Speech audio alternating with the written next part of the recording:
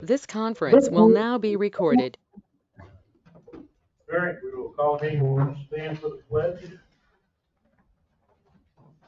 Pledge allegiance To the flag of the United States of America, and to the republic which stands one nation under God, indivisible, with liberty and justice for all.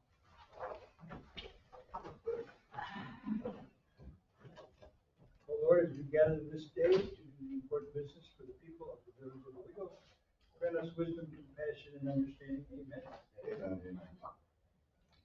All right. First topic as usual, public comment.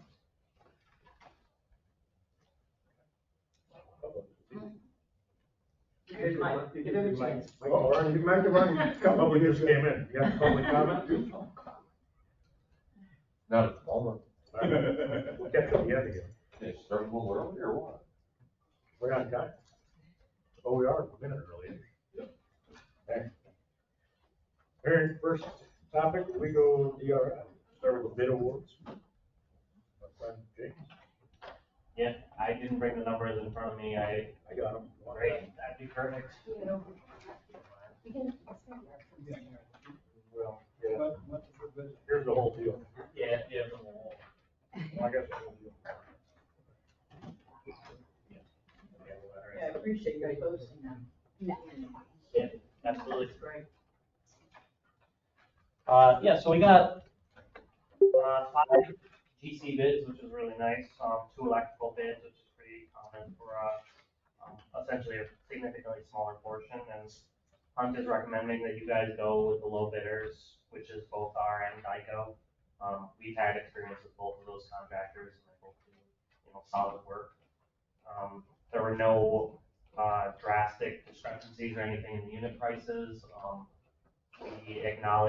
We made sure all the addendums were acknowledged, all the bid bonds were in and everything like that. So, we did request a breakdown from both are, which is pretty common. So they'll send us the numbers for all their different individual items, and we can kind of do an in-depth assessment.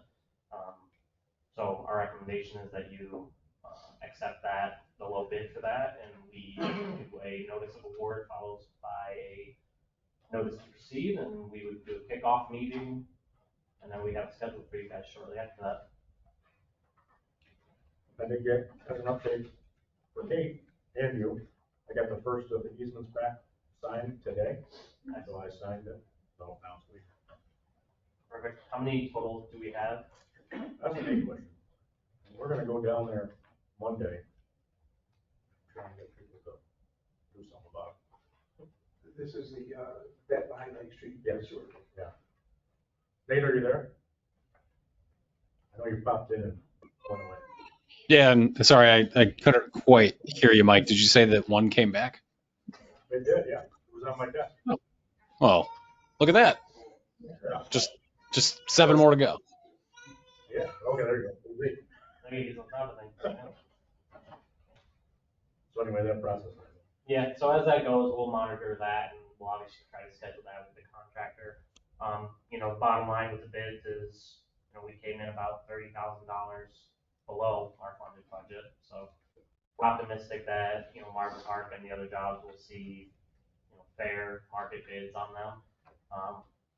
I probably send out close to 60 emails to various firms and stuff to make sure we get bids this time. So, we're pretty sure it's just a communication error.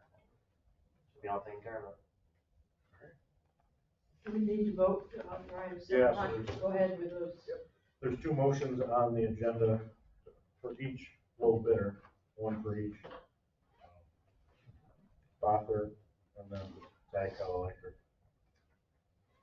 So, Mr. Mayor? Yep. I just want to make sure I have 2 different documents. One says downtown restoration initiative, downtown parking improvements. The other says Lake Street infrastructure. Which is this for? Well, it's for all of them. So technically, the way that we bid it was we grouped several of our smaller projects together. Including the lighting. I understand the lighting. Yeah, so the lighting, the Lake Street infrastructure, and the downtown parking were all grouped All together. Okay, that's it. Explains the discrepancy. So, Mr. Mayor, I would like to move that we accept the low bid as written of 628, 279 for both are as written. I'll second that. Okay, any discussion on that? Rusty? Yes. Dave? Yes. Fran? Yes. Charles? Yes. And yes. We're gonna call you Ron someday. Mr. Mayor, I move that we accept that little bit of $88,800 from Nyco Electric as presented.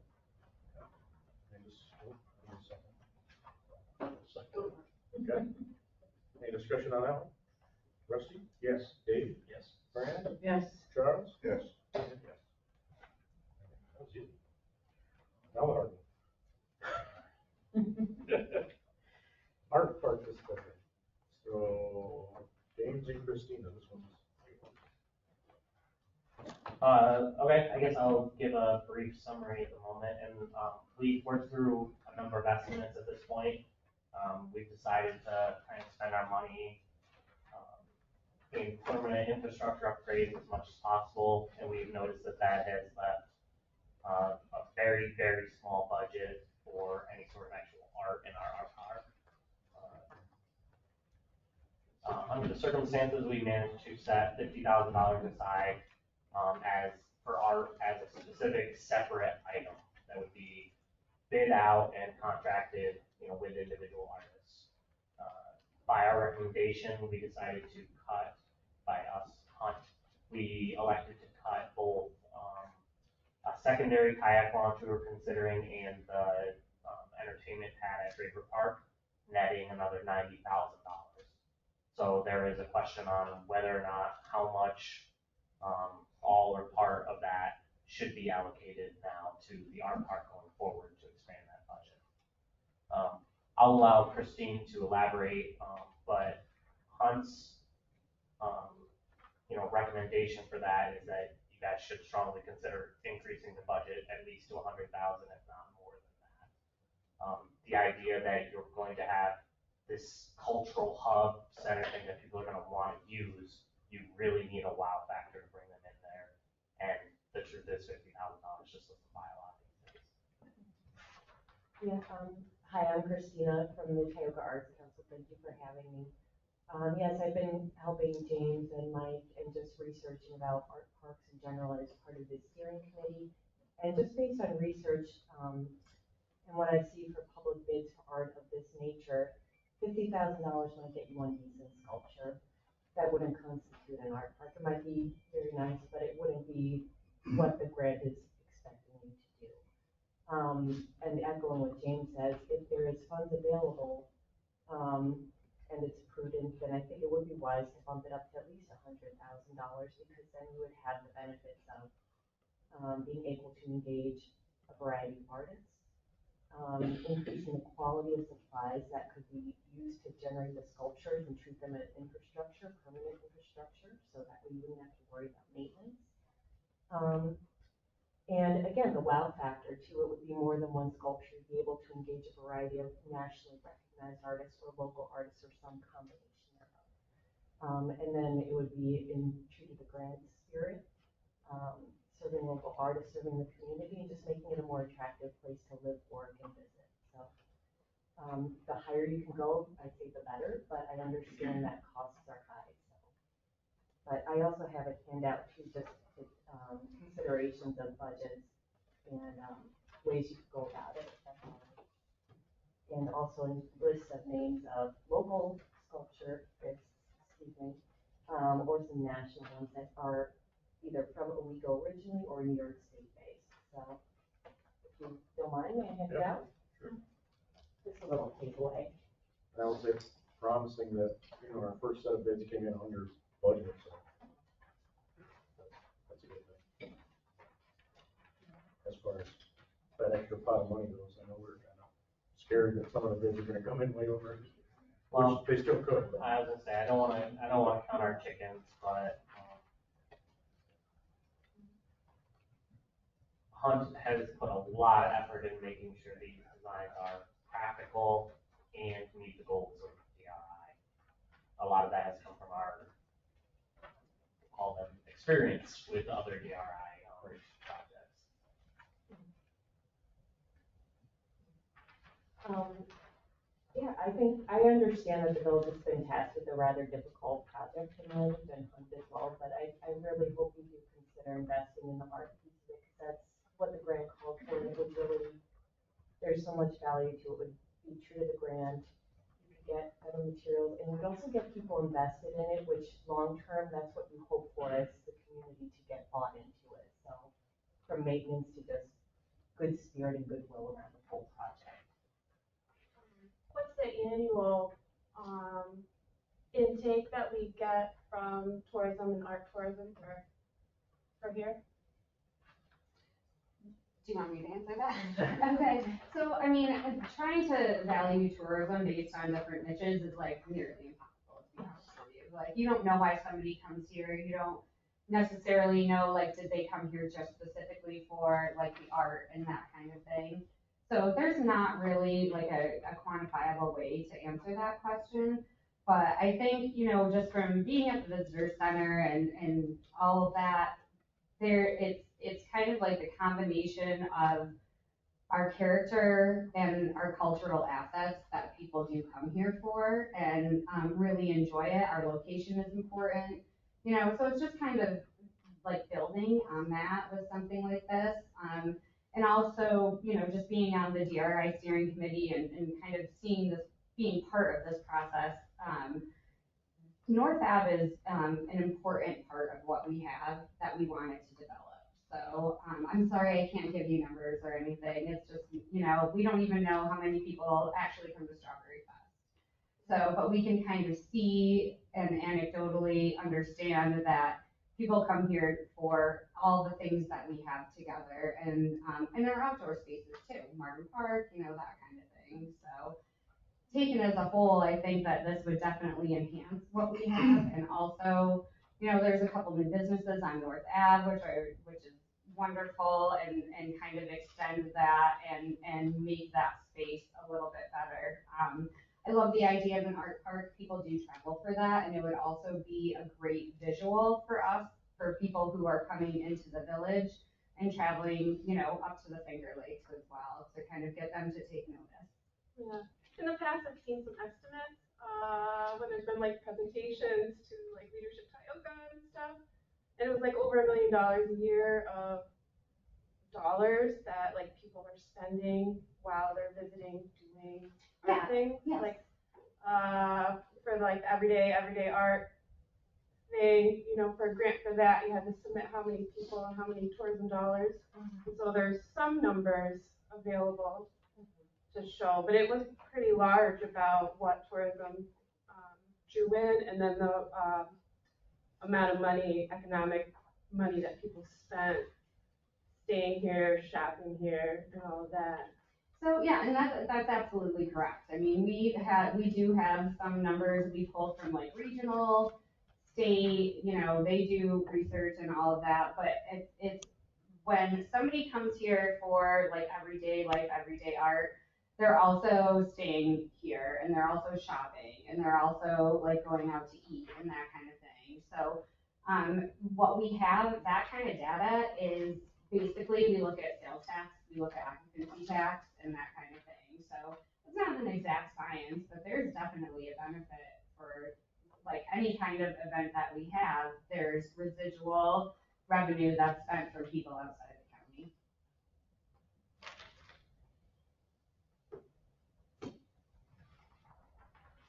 Well, just one comment. I would hope that we could have artists locally as much as possible, like mile radius or whatever, instead of going out of state. I mean, Based on my understanding, for the village requirements, anything over $25,000 has to go out to RFP. So if that's the case, which it almost certainly sounds like it would be just based on 50,000, you could craft an RFP to say you prioritize New York State or artists or regional artists over, and kind of define what you're looking for and trying to prioritize. The only thing I would caution is, I love the idea of upcycled materials and it can be done, but there's been some caution about trying to be careful about the materials you use for these for longevity. So two people that do this for a living said stainless steel or marine grade marine grade stainless steel is very good to go for.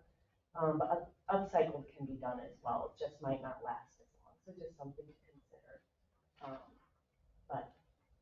But again, an RFP would be able to help you define what you want it to look like. An artist would know what's in the park already or what you'd like to see and try best to match that based on the budget and the period. These prices you have on here, are there estimates for what you're showing here? No, those were just some samples of local artists. The numbers, the 50,000 number that I came across was, looking at a site where traditionally these public art projects are bid, and the lowest one for an outdoor sculpture project was $50,000. The rest were going up towards $75,000 and $100,000, these are more just samples of some of the, one person who had Owego roots that does this for a living and did an example of his sculptural work. The black and white picture is by a local artist, Yvonne Hobbs, which my understanding is, this is somewhere located in the county, but it's not sure where it is, so it's kind of a small treasure hunt. But I put that on there because, Yvonne, she's a great sculptural artist, and that piece has been talked about by so many people because it was connected to the foundry in Owego, so there's a historic connection.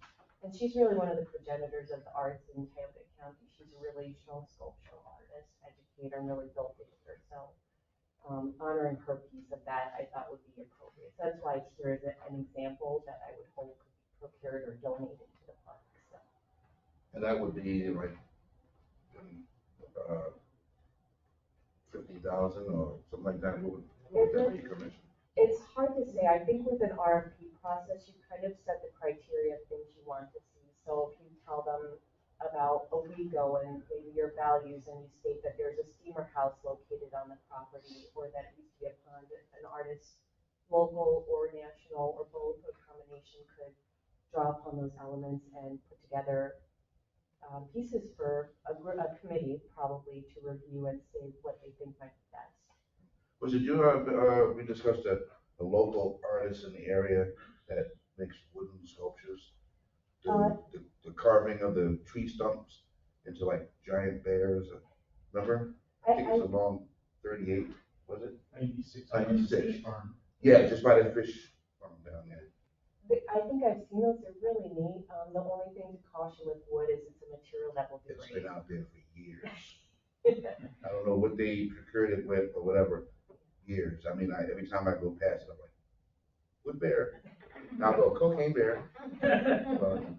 It's something that people look forward to see coming through. It's like a landmark in itself. And I was thinking, I mean, we have like a little history of the sighting of Sasquatch out here, right? So to wonder how much it would cost to commission him to try to get a Sasquatch to put out there, you know? But I still think a giant wooden chair would attract a lot of people, take pictures. It would be interactive, so. Yeah, exactly. It's art. Oh, look at that. People gotta stop to take pictures. I mean, there's places that are known for like the giant ball of yarn. Oh, we gotta go there. It's like along the way, we must stop. Mm-hmm. You know, a lot of places got stuff like that. That's considered art or just weird stuff. Mm-hmm.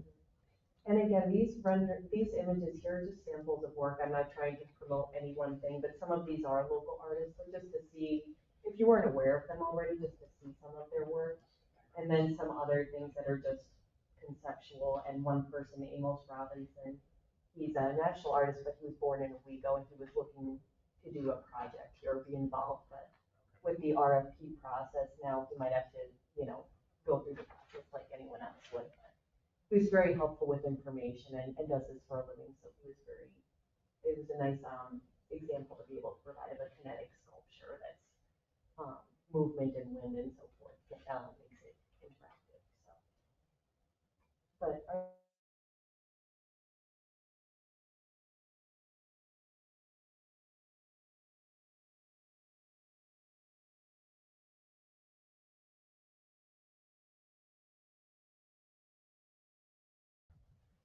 We have this extra pot of money of 90,000.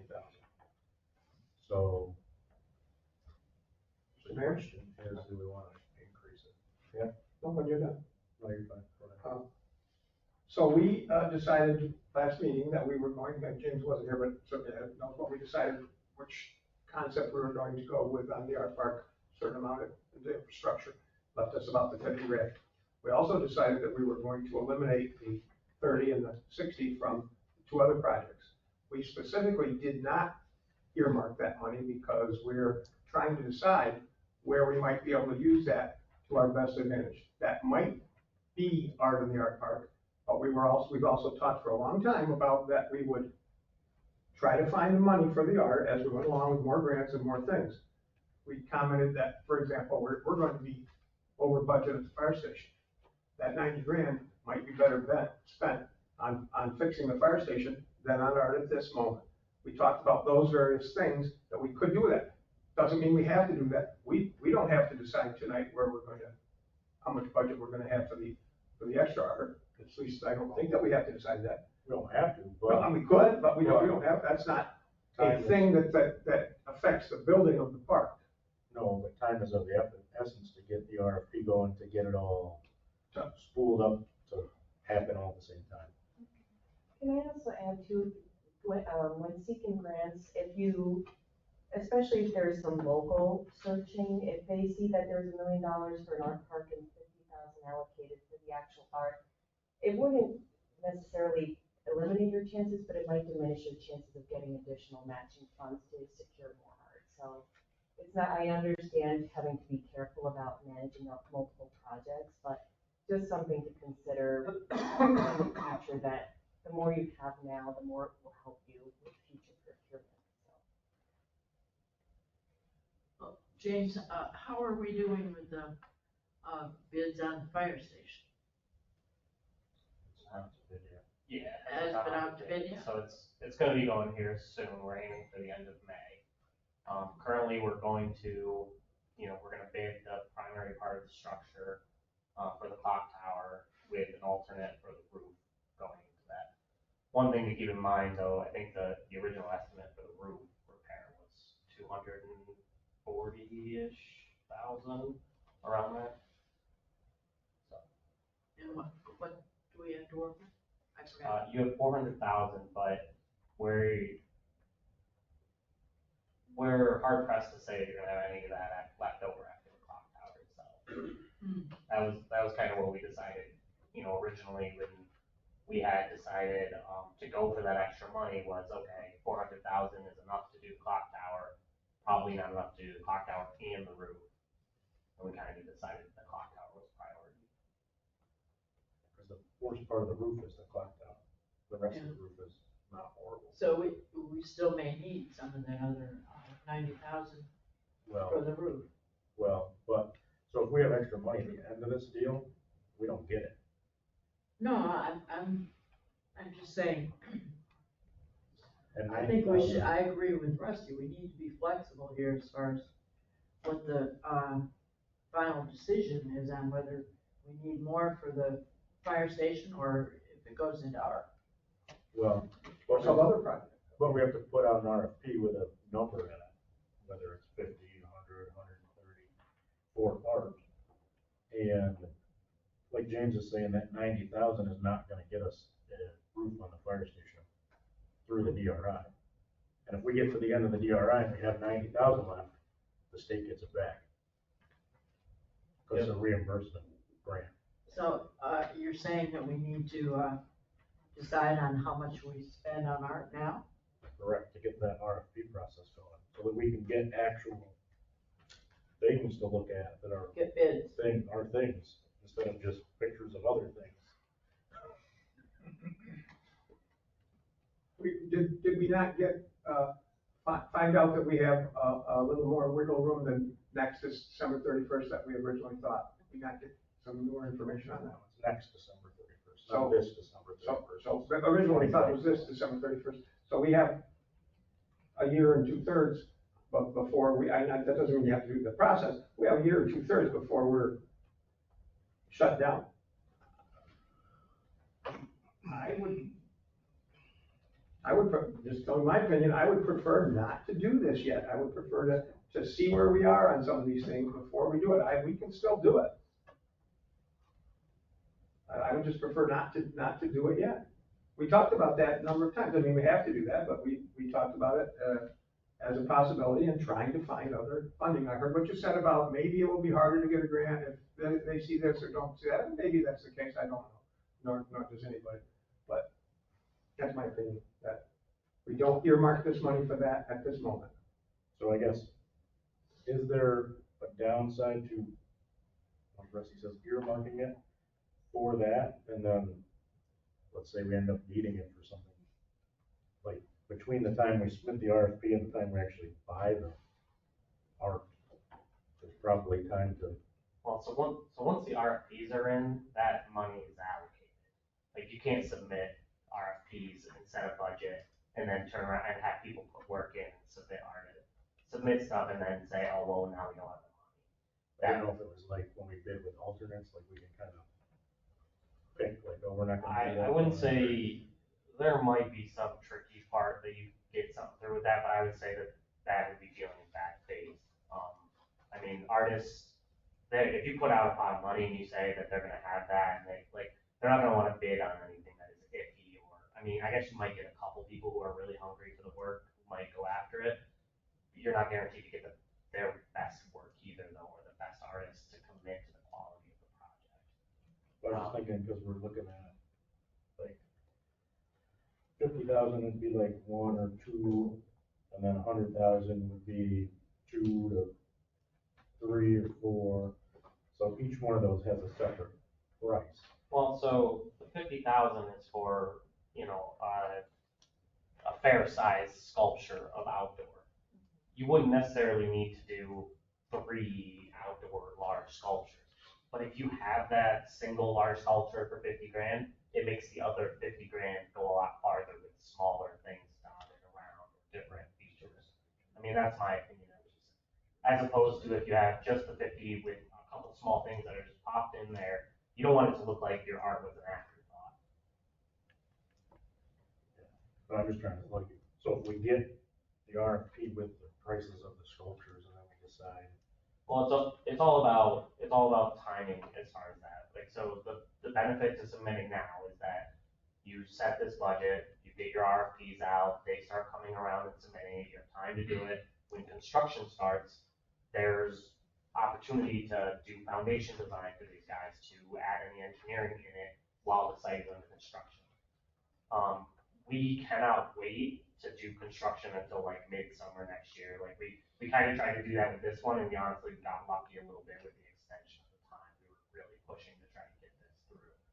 So the earlier we get that in, the better. Now, if you decide to hold and wait and that art process takes a little bit longer, then your site is potentially completed, and then you have people coming in and doing more construction in a complete park. I mean, you're going to damage things you already paid for. People aren't going to want to, reseed. You're going to have your brand new art park closed down for, however long. So, I mean, there's pros and cons to both sides of this.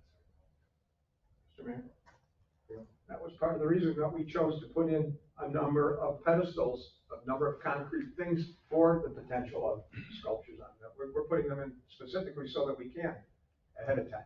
Well, those are alternates currently. Oh, I thought we had them in there. They were only $5,000 a piece. I thought they were part of the deal. Trying to save every penny you can. Yeah, so that they're currently alternates. And the other thing is too, when you do something like that, you're really putting your artist in a box as far as what they can do. I mean, a 10-foot diameter, it has to be something that fits on this. It has to, be able to anchor to this. I mean, I'm sure an artist can come up with something. So are we recommending that, or from what everybody said, that of that 90,000 we are holding aside, designate 50,000 towards art? Is that essentially what? No, the 50 was, we already have. That's I not know, included in but that. out of the 90, 50 of the 90. 50 out of the 90 we designate towards art. So that'd be 100 altogether if we did that. Right. That's not necessarily here, but we certainly, that's one of the many possibilities. That's what I would recommend personally.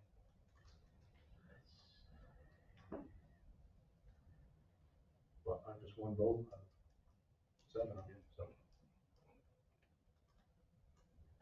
Well, I'd propose that of the 90,000 we were holding back from the projects on the river area, that we take 50,000 of that and designate it towards art for the art park. Still leaves 40 for the 22, 100. Correct. Yeah, well, James is saying that Yep. we're figuring on 50,000 from the original amount for the art park, so then we'd have 100,000 altogether. Yeah, right around 50,000 is already dedicated. Right. Is that a motion? Yeah, that's a motion.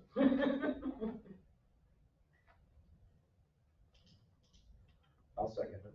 Any discussion on that? Sure. Go for it. Yeah, I would prefer to have the whole 90 to put as most money as we can have available towards the art to have more to work with, more art towards the purpose of the project. Because at the moment we're at 3% of the project going to art, and so adding this, we would be closer to 10%, of art in the art park, and so that feels a little bit closer to what we're going for. So James, what's the cost of our park?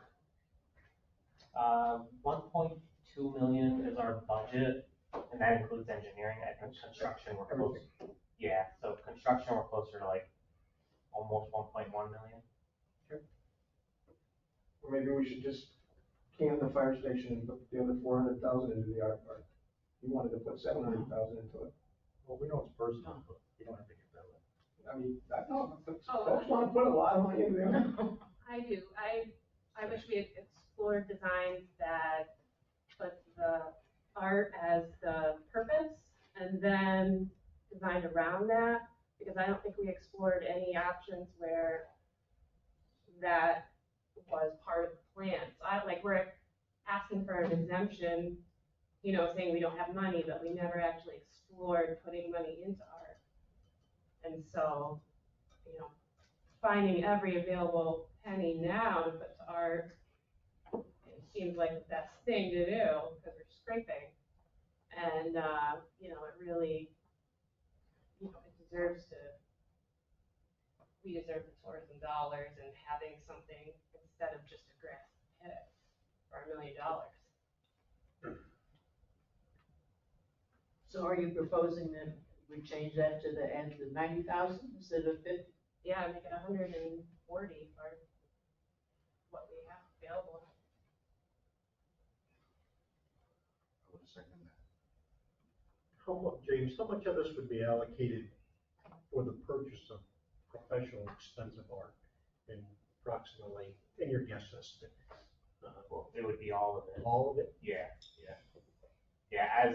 As Compared funds. to a local artist, that may. Well, we could decide on that once we have a budget, as opposed to so kind of to what Christina was saying, part of what you guys have and you guys have I would recommend that Nate explore your guys' individual codes, but there's no reason we can't separate our budget into multiple small projects. You could set aside so much money and say, this is guaranteed for local artists. Okay. Set the budget under 25, and then you don't have to do an RFP process. Right. Talk to your lawyer, because we're getting very, Because I asked the state this question about what we have to do as far as procuring it, and their answer was you have to follow your village's procurement policy. Which means anything over 25,000, we need Figure it out. bids. Yeah. so So I it's up mean, to Justin. really this is step one of multiple steps. I don't want to make it seem like this is the catch-all. Yeah, it's not gonna be locked into one. Yeah, there's still a lot of decisions that need to be made after that, and you weren't here for previous meetings and everything, but this budget has really been a sticking point. It's hard to decide on how to go forward without figuring out how much budget is going to be there one way or another. They really just set the budget, not how we slice it up. Okay. All right, so Should we withdraw the first motion if we're in it or what? We didn't I'll withdraw dispose of that the first motion. one. You get rid of the first one? Yeah. Second, what's the second? Second one was, 140,000. Well, all 90,000 to it. All 90,000 to it. Bring the final total to 140 for the art. Laura, second. John. All right, shall we discuss about that one now? I don't think any discussion I have will have any effect. No discussion from me. Anybody else have anything to say? Shall we just vote on that? Rusty? No? Laura? Yes. Dave?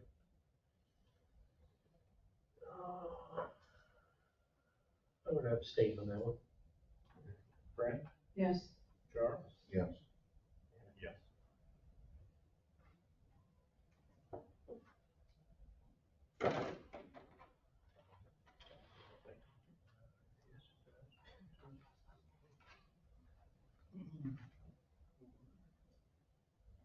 So that will move us along in the process, right? Absolutely. So now, from Hunt's aspect of it, essentially what we'll do is we'll try to finalize our construction documents for the infrastructure portion of it. And we'll work with the, Arts Committee to, come up with RFPs, decide on how we wanna do this. Honestly, I'd love some input from you guys as far as theme, like if there's something like we wanna, I think, cause we're gonna have to write up these RFPs, the artists are gonna need inspiration. And if you just leave it up to artists, no offense, they'll be all, Yeah. they'll be all over the place, so we really kind of have to focus on them. There's an available grant for art that's related to flood resiliency. So if it has anything to do with our history of flooding or something that's related to water or, something watershed and all of that. Well, so that's something you guys would need to consider too, and I'll work with Christina to try to get some more information. I'm sorry. Was that the Submerged New York grant? Yeah, so I think Julie maybe sent you an email about that, and that's through, Water Resources Initiative.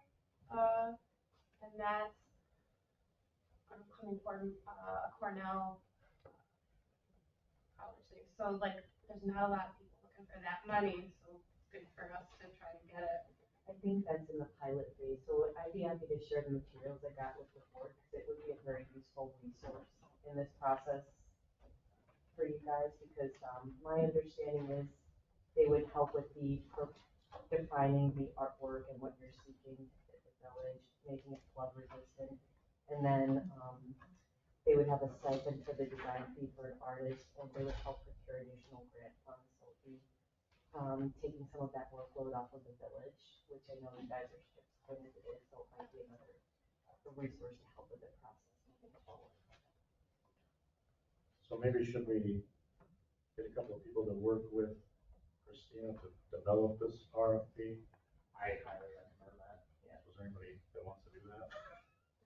And I mean, I don't wanna say that it means you have to be in-depthly involved, but essentially what you would help to be is your point of contact back on the board. Right. The last thing that I want is for me and Christina to be found out in the ocean discussing whatever it is, and they're like, we don't know what's coming back. It's nice to have, like, I'll keep doing the summaries and everything that I got, but things slip through the cracks. I wanna make sure that we're staying the course. And if we're gonna seek funds as far as grant writing, I mean, Hunt can provide some of that stuff, probably the additional services with it, unfortunately. So it'd be better if I just kind of guide you and say, hey, this is how, here's the information. Yeah. I can pretty much do that within our current budget. And regarding any RFP, what's traditional from what I see is they would want site information, history. If there was a public visioning process for the art park, so gathering that data again would help inform some of the RFP. Yeah, we have a lot of stuff from design connectors. I was gonna say, the great thing is you guys have done a lot of that outreach and everything already. You have this pretty awesome report that gives quite a bit of information. The downside is you didn't press forward with any of those designs, so there's some question marks there that could potentially arise, but. Does anybody want to work with Christina on that? I'll do it, I have to be informed. And I wonder if maybe we could find somebody else from the community that would want to be involved in that also. I would say that would be great to have that be your first task essentially is Right. you have a couple people. So I mean, I tried to tell you guys this before that I'm an engineer. As far as aesthetic appeal and what looks good, I mean, I really want to draw upon the community so that they can be happy with what they get. I'm an engineer too by day, so. Yeah, that's what, you know, like, I think a committee would be wise, not just of myself and Laura, but from several community representatives, probably some merchant would be wise, artists, a village board member, and maybe just some residents to kind of get a wide representation of opinions. So it protects you and it protects everyone in the process. yeah, ultimately anything they decided would have to go to you guys, the board, unless you somehow Right. gave them deciding powers. Yeah, I think it'd be more of an advisory kind of. Yeah. Well, I think, yeah, we should, talk with other community members. Yeah. I mean, there's several I'm thinking of, but I'm not gonna name anybody now. That's their choice. All right, so we'll start moving forward with that. Thanks, Laura, for helping out. Thanks, Christina. Arts Council. I likely will be leaving after this. If there's any other PRI questions, anyone So would like there's on only any one of the other- project, I'm happy to. Well, there's one other one, but it's not really a whole thing. But the sign project, which is by Becca King, I assume. Yeah, I just thought on the agenda, so I Yep. thought I'd just be available in case there were questions. Did you have This was- something specific you wanted to talk about? No, this was just me bugging these guys to help you. Okay. So I think as most of you know, and James, if you don't mind staying just for a sec, because we have crossover on this. We're to the point where we have like a sign family developed and we're getting into the nitty gritty of like, where are we gonna put signs? What exactly do we want on them? What do we want them to say? What kind of maps do we want? And, I know like Ron was on our committee, and so he was kind of like the go-between with you guys, but we don't have that right now. And, so I'm always happy to give whatever information, but, we want to do kind of like a working, like workshop type of meeting where we look at all these different signs and we'll have stuff drafted out, so it's not like we're starting from scratch, but just, is this what we want on this sign? Does it make sense to go here? Or is there some infrastructure there that it won't make sense for? Or, and really just kind of nail down what we want to do with our budget. And I know it's technically like our project and whatever, but obviously we need buy-in from the village. I would absolutely love DPW to be involved in that conversation. Sorry. Don't look at me like that. He looks at everybody. But I really do, I mean, I just want to make sure that, because even though the way this was structured, it came to my office, this is a village project.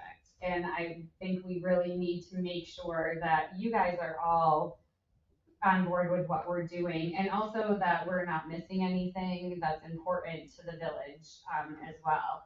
So I sent out, St. Mike sent out an email, I did too. I don't need anybody to tell me right this minute, I'm not trying to put anybody on the spot, but I really would love, like, Mike, you're in, right? Yeah, To do that, yeah. I'll be on the hard thing too. But I would like maybe like one or two more people, just to kind of sit in on this. We can do some work ahead of time too, via email. So our contractor, I'm working with him on like what's gonna go on the signs. And just to, like I said, just to get something to start from. And that's from my perspective. I am a village resident, for those of you who don't know me, and I've lived here like my whole life. I've worked here my whole life. So I think I have a pretty good idea of, how we want to move people around. But I don't want to be the only voice in this conversation. So I would really appreciate it if just a couple people, I mean, I'm thinking maybe like a few email conversations and maybe like a 1 hour like workshop thing, and just figure that out, because they're ready to start fabricating and getting installation plans done, but they can't do that until we tell them, yes, this is what we want to do. You're really late today. Oh, okay, maybe I didn't see it. Okay, so Laura, thank you. So Mike and Laura, if there's one other person, again, you don't have to tell me. right now, but, and if it's just the two of you, then that's fine too, and, you know, Fred, thank you. Just call me. Okay. And that, if you feel like that's enough representation, I am fine with that. It's really up to you guys. So, but I'm excited for this. We've done a lot of work. I think it's gonna be great. I just wanna make sure that we do it right and we're all on the same page.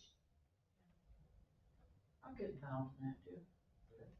Okay, great, Sam. Thank you. No, I mean, I think the most important thing is that mainly, you know, pointing people where the parking areas are, and Right. where the public parks and Yes. those type of attractions. And that's, so we've been having conversations, I know our contractor has been talking to Hunt as well on some different things, and, you know, we have like the sign family includes parking and, signs that we aren't gonna be able to implement with what the budget we have, but can be used in other projects, so I just wanna make sure we're all communicating and, all of that kind of thing, so. No, that's a good point too, especially with our downtown parking projects getting going. Those contractors are gonna be looking to get going, they're gonna start wanting to buy stuff. So, yeah, some progress there will help them. And I mean, I've been a bugging Connor's unit this whole time, telling him he needs to get you guys some final signs, or some draft signs for those parkings, but. Kind of needs a little bit of two-way street there. Yep, and that's fine. I think we're close enough that we do a little bit more work and, then we can get there with this and just make sure it works for all the different projects too, so. So thank you guys very much. I really appreciate it. I'd like to join that group too. Okay, that's fine. Yep. So I will, send out an email to those of you who volunteered and we'll get, and so we're gonna use, like, also include our steering committee that's been working on this, so it'll be kind of a bigger group of people, but, you know, getting everybody to be able to find the time to work together is kind of hard. But, I'll get the conversation going and we'll figure something out. And James, if you wanna be involved with that virtually or. Happily call in just about anytime you like. Okay, all right, perfect. Log it You on. don't wanna come back? It's a long drive and my kids go to sleep. I'm just kidding. No, I think that you have enough information on this project that a phone call would be absolutely fine, and I appreciate it. Yeah. All right, Most great. of the signs that you had designed, I think the board liked anyways. Yeah, I Majority mean, of like, it, so. they've been presented and that kind of thing, and we're at the point where we know what the basics are gonna look like. It's really just, what do we wanna point out, and like, how do we wanna structure this? And there's a couple other things too, you know, with like the finger point posting signs, like Jim Mead has kind of, that should say where different businesses are. How do we want that to work for the village? Who's gonna manage that? Are people gonna buy it? You know, there's just a few things to tie up, and I, would appreciate your input on all of those things. So, thank you very much, everybody. Cool. I'm gonna go now. All right. Thank you guys for your Bye, time. everybody. Val, Phil?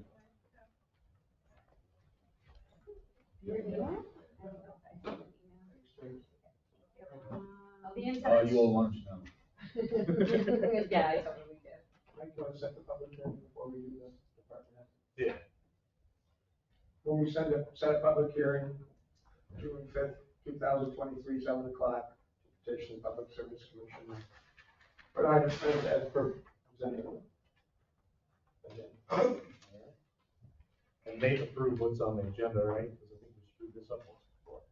Yeah. Was this one? We gotta have 6 or 8 of these public hearings. Shaking his head, okay, good. All right, do we have a second on that? I'll second it. All right. Any discussion on it?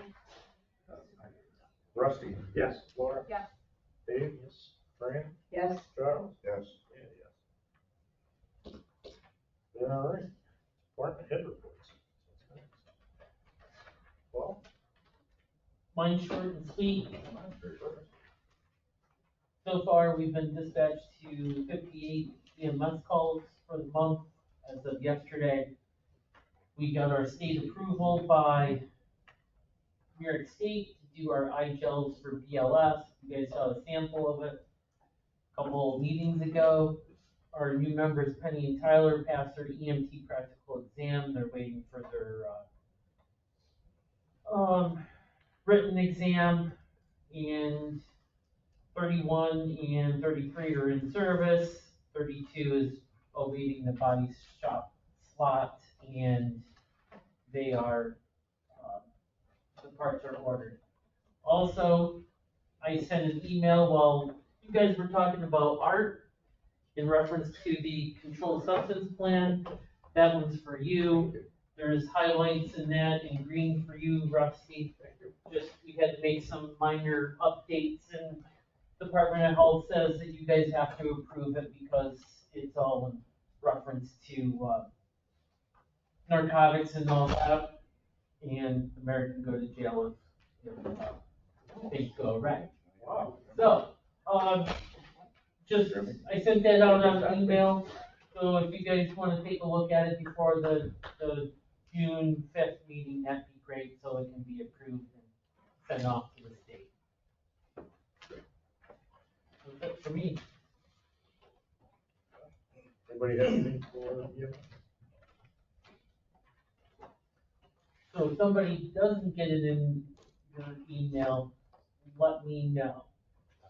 I think I have your email correct. Yes. I think I have your email correct, so if you don't get it, please let me know. Okay. All right, you got it, okay. All right. All right, thanks, Paul. Yep, thank you. Good. I'm gonna be short and sweet also. We've been doing a lot of burials at the cemetery.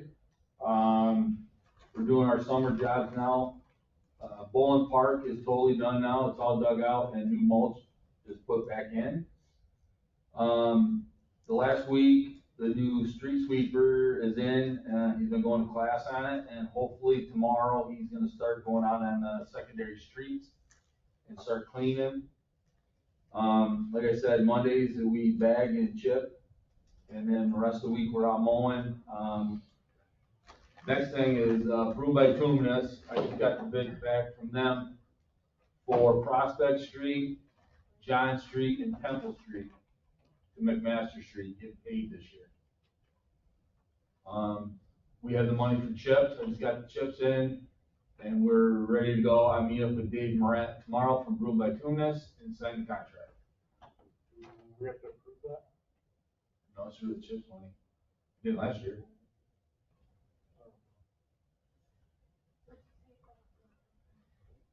Prospect, John, Temple?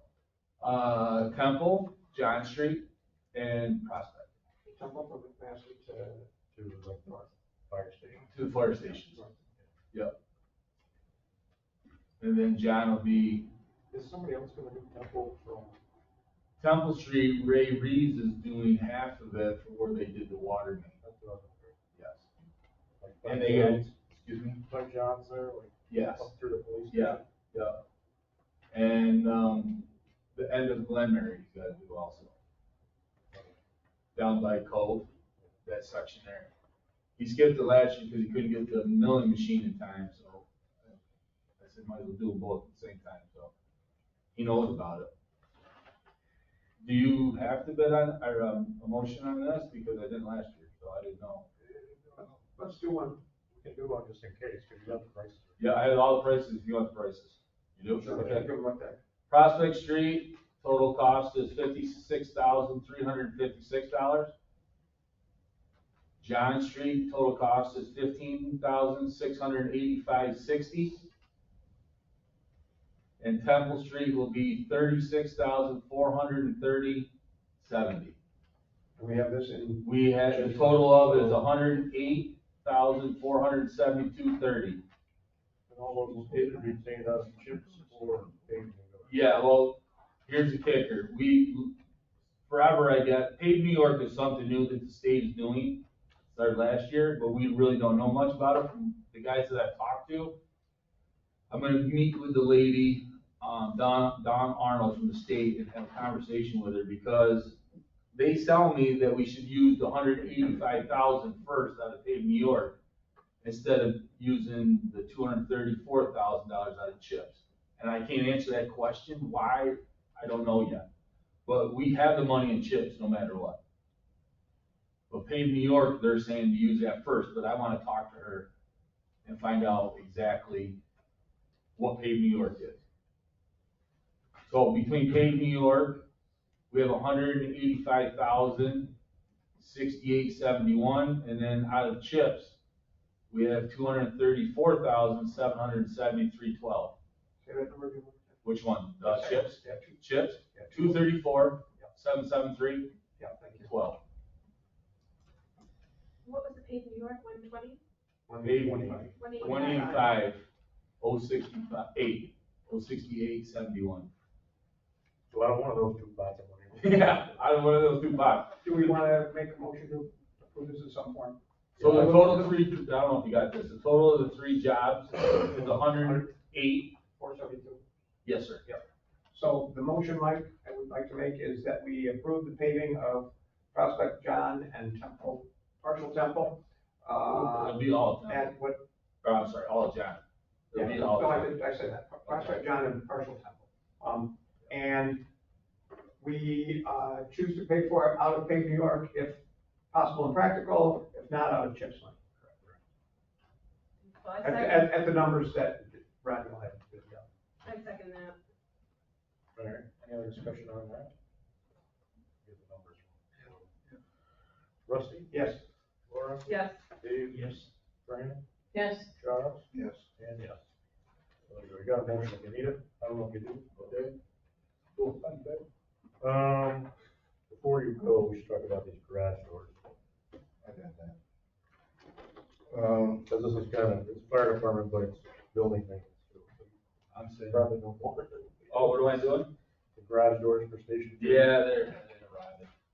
Yeah, I spoke to Jim. Didn't know that, right? I spoke to Jim. I'll get back to you. I spoke to Jim at the fire board meeting and asked him about those doors, and there's no bubble gum, duct tape, or paperclip program that's gonna put those doors in safe operable order. No, you can't. The bottom. Exactly. So, he did the research, he did the, he's just asking for this transfer. This is like a part 1 and 2 kind of motion. You want to read it as is? Well, so one is to transfer them to fix the doors, the next one is to use the money from the ARPA. Right. Now, when you say these doors are rotted, The, the only thing that's rotted is the bottom panel. The door's made of several panels, am I correct in saying that? yeah, Okay, so why are we replacing the entire Because door? it's- It's just it's, the bottom panel. it's broken, the whole thing. It's not gonna work. Doesn't work now? It doesn't, it's not gonna work. Why is it not? Can I answer why it's not gonna work? Well, because the chief, who was there all the time with the fire crew and all the volunteer firemen, has deemed it not operable. It's unsafe. And if that thing comes down on a truck, God forbid the doors don't open up when there's a major fire call, we're shit out of luck. Doors need to be So it's the operator that's not working. It's open. Somebody back me up here, Fred. You talked to Jim also, right? I was over there and I don't know more than I saw just the one panel, and what it is an aluminum track that the panel sits into that is rotted. I can't answer the question of the other doors, of the other part of the doors. Right. I don't know. So during the fire I board wasn't meeting, the door what guy, I is just up? came over and took it off. And the majority, everybody there that's always, that practically live at the fire station, that operates these doors. It's a disaster waiting to happen. Wait for a disaster to happen, and then everybody's gonna say, I told you so, and we could have done something and we didn't. I don't wanna be on that committee. So I think we should get these doors done. If we have the money. So who has gone and looked at these doors? Just curious of who's seen them and who has, so, yep, good, I didn't know you did, I'm sorry. I wouldn't be talking on it if I didn't. What's that? I wouldn't be talking on it if I didn't. Okay. I had to see for myself also. confirmed. I mean, I got a passion about this because I'm, of course, 20 years volunteer fireman. I know how important it is. It's just not just a subject. Like, who do they really need the money for this? Well, I'm just going by the first statement said the bottom panels are rusted. Yeah. Why are we, my question is, why are we replacing the entire door? And that's why I went back. That's why I went back and talked to Jim, because I wanted to cover all the bases, and I asked him that specific question. It's preferable to get this whole door. It's a disaster waiting to happen.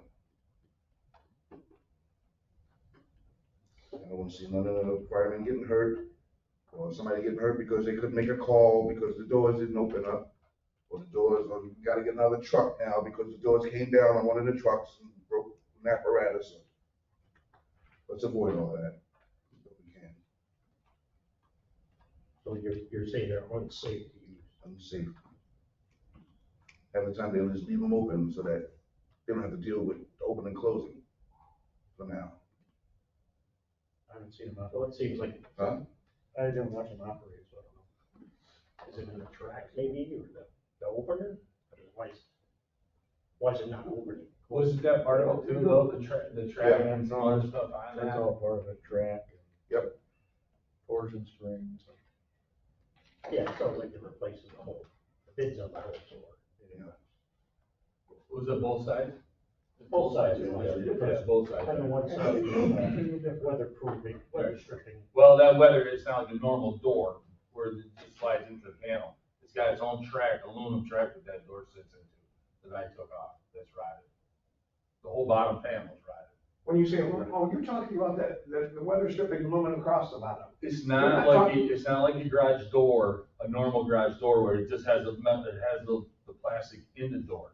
It's a whole tray that sits into the door. The idea, when you're talking about the tracks, yeah, I thought you meant the rails that take the door up, those are solid, those aren't rotten. No, I'm just talking about. You're talking about along the bottom. Yes, it doesn't shut all the way. There's an aluminum strip along the bottom of the door, about 2 inches high with a rubber stripping on the bottom. On one door, it's. Both doors. On one door, it's there.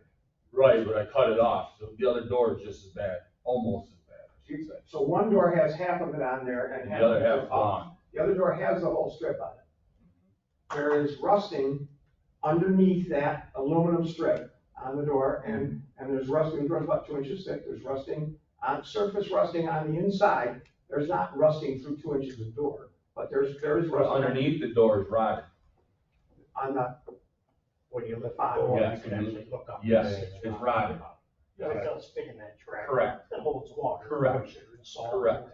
Absolutely Well, correct. 2 inch Yes. thick door is not 2 inches thick, it's probably. Right. Two layers of Steel. 2 layers of steel with. No matter what, at least the bottom of the doors The are door is rotted. 2 inches thick with 2 layers of steel with it inserted.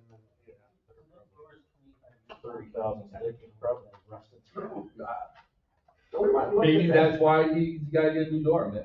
It's been there for a long time. I'm sure, I don't know what dates I think it is. I don't know if they can match them, I don't know, I have no idea. Yeah, it's a Raynor door, and that's what the bid is from, Raynor Company. Oh, And if you go on the website, you can get the exact panel. okay, there you go, I answered that question.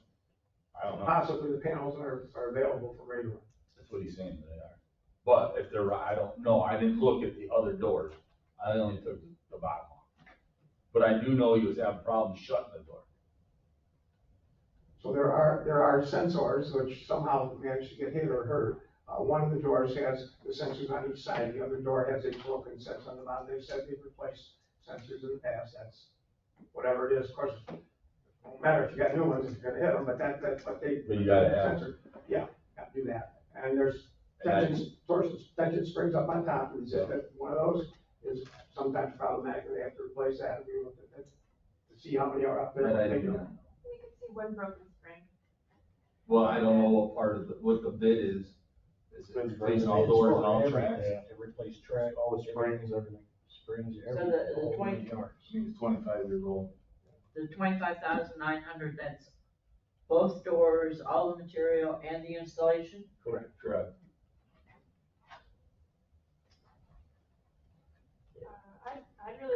see an estimate for just replacing the bottom portion that's rotted, and the track,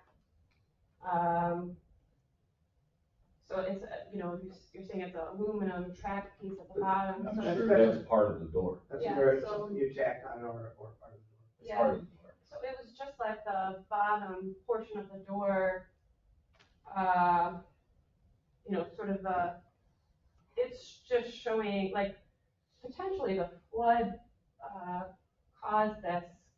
It was just sitting Well, that against the building wash your for, trucks there. at that lower level, Snow, right? salt. Yeah, and We then salt it, we plow it. it's corroded the steel doors because of, nature, right? And so just, Steel door. replacing that Exactly. portion that has the problem. 25 years, that's pretty good. The rest of the door, it's in six panels. The door's 20 foot wide, 24 foot wide, 12 foot high. It's got 2 foot panels. So the bottom piece is a 2 foot panel. The rest of the door isn't rusted or anything. I'm just telling you, we want to look at it. That's not problematic. So the problems that we know of are spring, sensors, rust on the bottom 2 inches of the door. Maybe or maybe not. Weather stripping around it. Up on the top, there was a 12 foot piece of, a little Finger stuff? finger stuff, yeah. That's missing. Okay. Other than those terms, is there, maybe you can answer it, maybe not, is there anything, you said it's totally unsafe, it could come down, is there a problem that we're What missing? you just talked about, I mentioned that. I covered all the bases. I sent it to home, which I think is safe. And they said, no, we need a new door, we need new doors. All of that, I covered all of that. That's why I went and I covered all that. So I came back and I said, this has gotta be done. There's no bubblegum paperclip program is gonna fix this. In the long run, it is a definite safety issue.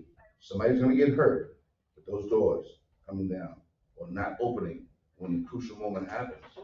I don't wanna see that happen. There's something we can do to avoid that. Let's get it done. These are my fellow firemen. These are our people who save our lives here. They need this to operate. To do their safety, to do their thing. The rest of you, of all people, should know that. So I don't know why you're going back and forth with this. I'm not going back and forth. You are. People are. You Thank you, are. I'm going back and I forth. went back and I came forth, and now you're trying to send me back again. And I don't see the need to because I established, I cover all these bases. Charles, I didn't ask you to go back to do anything.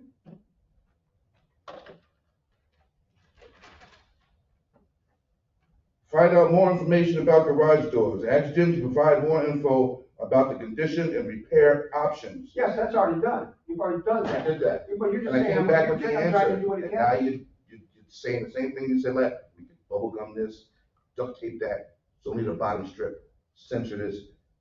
I mentioned all of that. I mentioned everything you said to try to knock this out. And it's, you know what? Do what you want to do. The Somebody question gets is hurt. just, the question is being asked, are there other safety issues that we're not being told of? I told you all of them. Somebody's gonna get hurt, the door's gonna fall That's down not a on safety somebody. issue, that's Say generality. that a 500-pound door's gonna fall on somebody's gonna mess up one of the trucks. A sensor opens and closes the door, and a rusted bottom is a rusted bottom. What of any of these things would make that door fall off?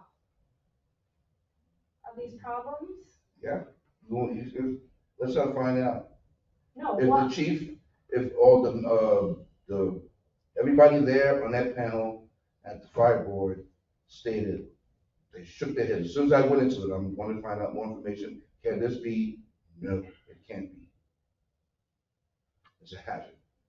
They tried all the bubble gum and paperclip techniques in the past. You should say to yourself, they replace this, replace that. You can't polish this turd anymore. The diaper is full. We have to change it. So any garage door opens, it's the opener that opens, holds it and closes it.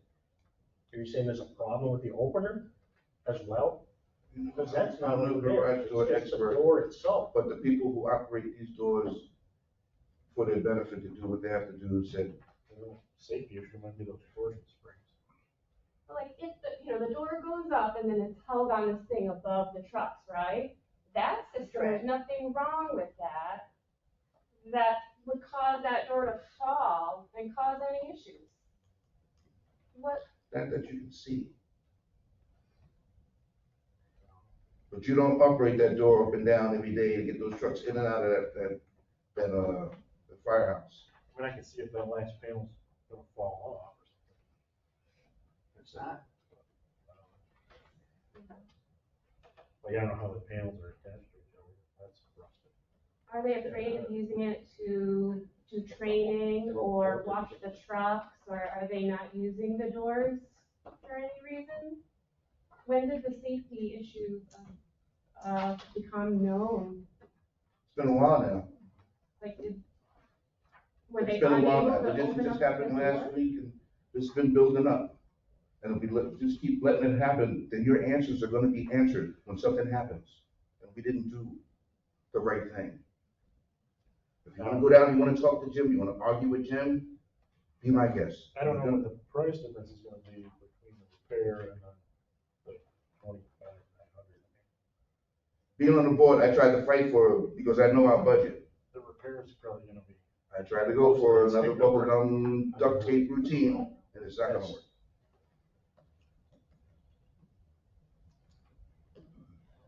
That's not a horrible number, Not much to ask for so I don't know, when it comes to the safety. I guess I don't know the difference in the full repair versus the replacement. I don't understand an unsafe building sort of declaration instance. If there's no record of any incidents or any We don't want there problems. to be. All right, you can go down and talk to Jim, go down and talk to Jim. And hear the same thing I just told you. I think the big question, Charles, is this something that's needed? You could ask him that, or you could something ask Jim the question, I've done my part.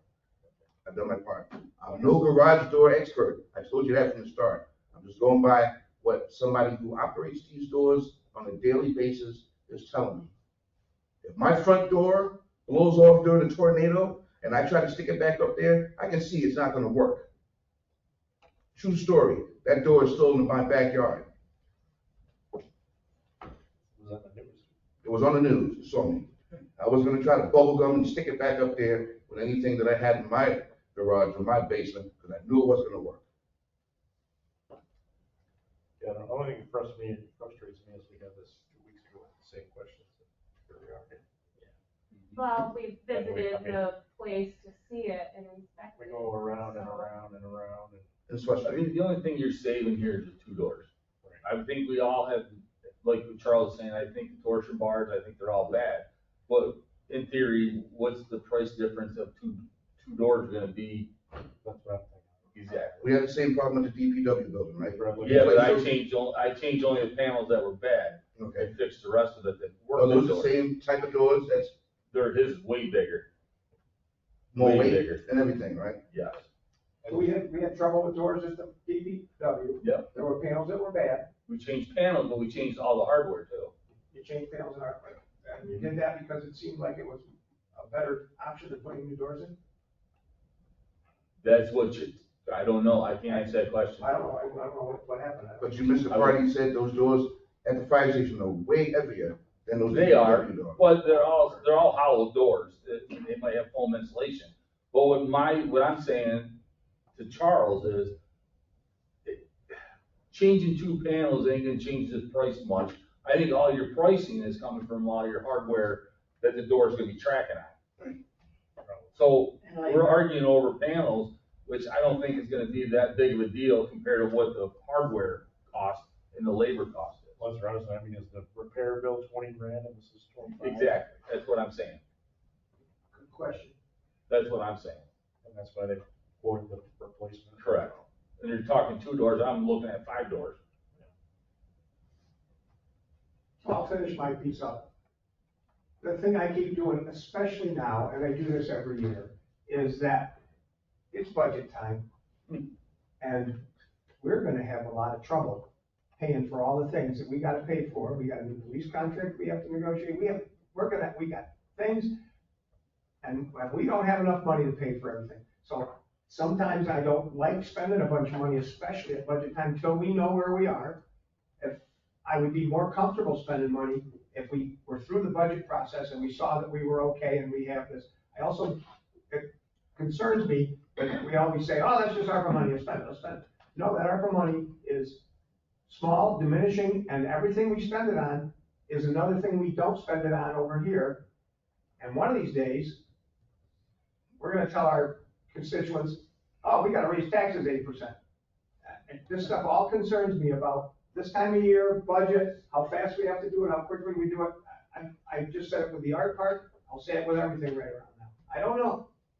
For context, because I ask all those questions, because I'm the one who has to figure out where to get the money. Yeah. We have $187,000 in our money left. So, And, I mean, yeah, but Do we have a reserve fund for the maintenance of the fire station? but we We do, don't. we have building maintenance in there, but. we spent $550,000 for a fire truck, we spent $200,000 where we got a grant for, some of back for scuba. So, I mean, the boys asked for, my boys, I'm a member of the fire department, asked for a Jaws of Life, which we haven't approved at this time. Although we did get, even though we were told that Jaws of Life was necessary, we had to have it, we got input from other fire departments that says, you don't want that new Jaws of Life, that old Jaws of Life. The way that works is better, it's really more practical and better than the one. But our guys wanted it, and we didn't do it because it's another $50,000. So it's just, it all mixes in with the budget. That's the piece I had to say. We don't really have a reserve for building maintenance. We probably should.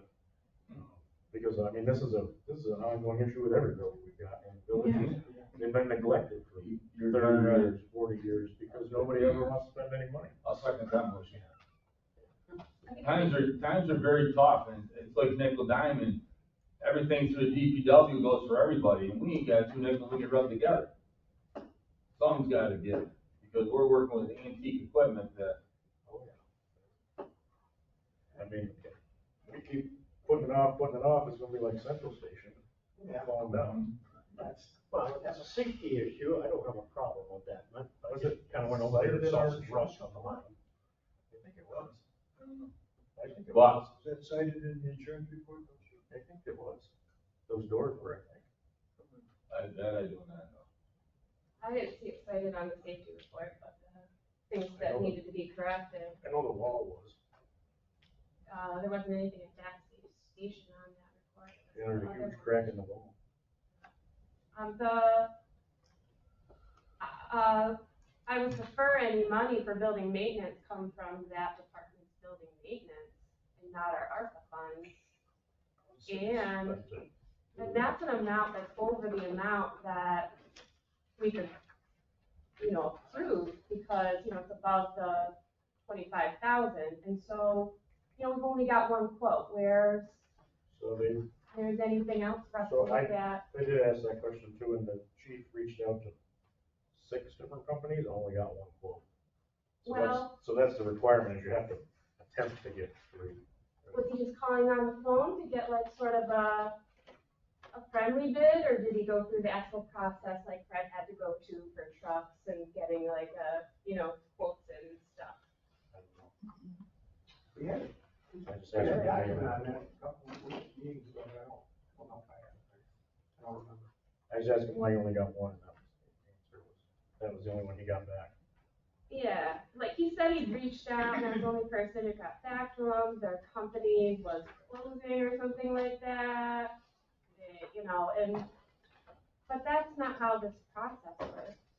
You need to go out and get quotes. And then we also asked about repair quotes, and he's only, we were only provided with one total replacement quote. So he does have $12,000 in his building maintenance line items.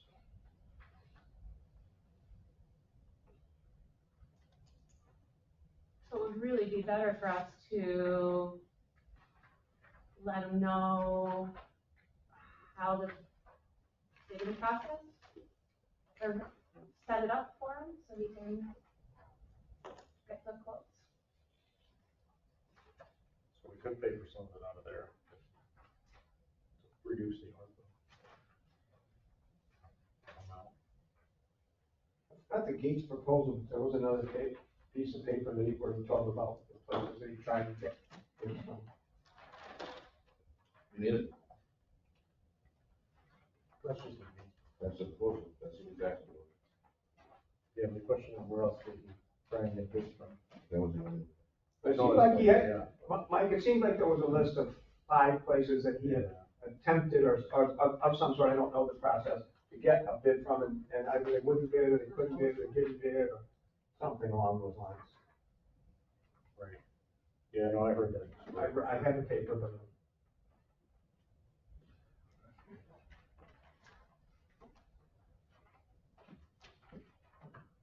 So there's $12,000 in the building maintenance, so you could take, or as much of that as you want, and reduce the. Pay for one of the doors. Right. Yeah,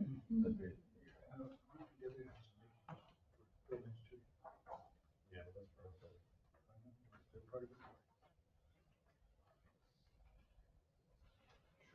That might suspend it.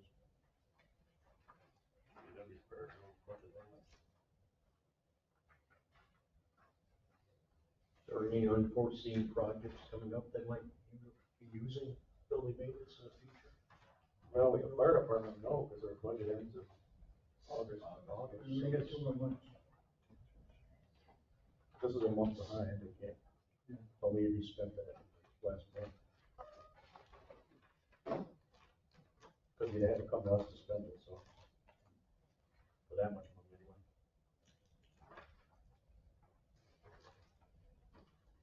anyway. So let's focus this in and get this decided one way. If this is a clear-cut, significant, this is absolutely unsafe safety issue, then that's what it is. If that's what it is, then we need to do that. If this is not that, which is what we keep asking the questions for, to find out where the safety issue lies on this. Do we want to fool around with, not fool around, but do we want to try and find the panels to repair that if it's significantly less for a budget consideration? You want to bother to do that? And how, and what's the safety story? Those are our decisions. It's not that we can't find money, but we can find money any place. We can always find money, but once again, when we do this budget process, we're gonna be looking to hire new people, and we're not gonna have enough money to hire somebody new because we don't have enough money. That kind of stuff is gonna be coming up. Well, we can't use Fred's budget. Municipal building repair, we had $20,000, and our buddy Fred spent $53,523. I mean, it's old. You want it to look good or? The fire department thinks they're such an unsafe risk. Should they move out the fire trucks and not have anybody occupy the building? They really think it's such a problem. Yeah, where are you gonna shelter the trucks? Yeah, they can't sit outside. They're afraid of it not being able to use trucks in the building because of that. Then maybe they shouldn't be in the building now that that's their I totally agree. declaration. I will, as a board member, I will go back and ask all the questions that you want me to ask. But like I said, I represent the board. When I go there with this and I'm bouncing this ball back and forth off of this wall, it makes it seem like we just bunch of knuckleheads. And I don't want to project that about us. Well, the department head should be here to talk to us about it. It should be on your That will shoulder. certainly be helpful, wouldn't it? It would. Sure would. Just a reminder that 2 of our department heads that are only volunteers. Yep, that's true. That way all I would have to do is toss the ball and hit it out of the park. That's right. So we're putting this off for 2 weeks, is that where we're at? That's up to you.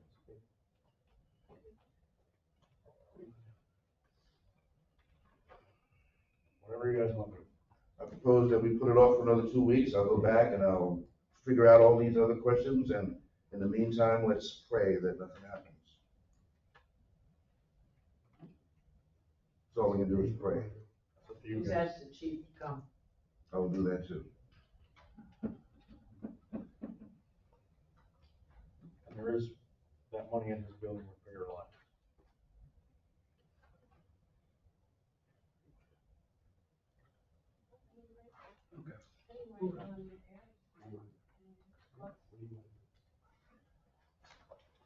All right.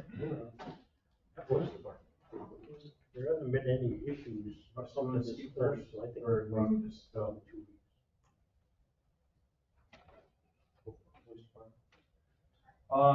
Month ago, I brought some information forward from the Fair Board and the Society for Creative Anarchism regarding a festival that they want to hold at the Oh, north end of Marvin Park at the fairgrounds property.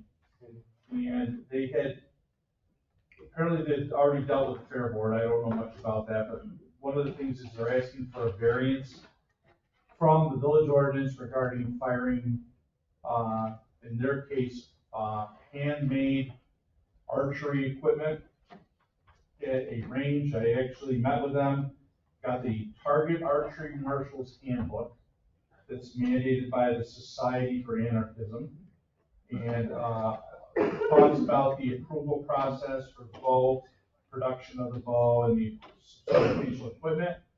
And I've been assured that the total downrange projectile movement would be no more than 50 yards.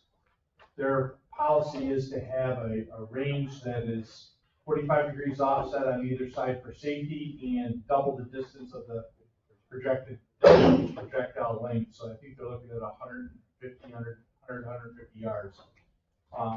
But they need a variance from the village board for the law regarding archery and shooting in the village for their event. Their event is scheduled for September 8th, 9th, and 10th. And Chief Kennedy wanted me to come and ask the board what their preferences are on a variance for the archery for this particular festival event. so they're saying that it might go off from the fair or property? It's gonna set up, the whole event will be set up between the parking lot by the school, the barns, and primarily in the equestrian area, and then the archery will be set up in the far back corner where the large rock piles were last year. So it'll all be set up there, and then you'll have the range in the Fair Board property with the opening for the field that's owned by Leonard Hilldale as a backdrop. So just in case something should ricochet or go any further, it's got another couple hundred yards of field there for safety measures. But I've been assured that these bows usually shoot like 35 yards. They're handmade, made out of wood, restrung. There's no compound bows, no cams, no pneumatics, anything like that. It's traditional old style archery.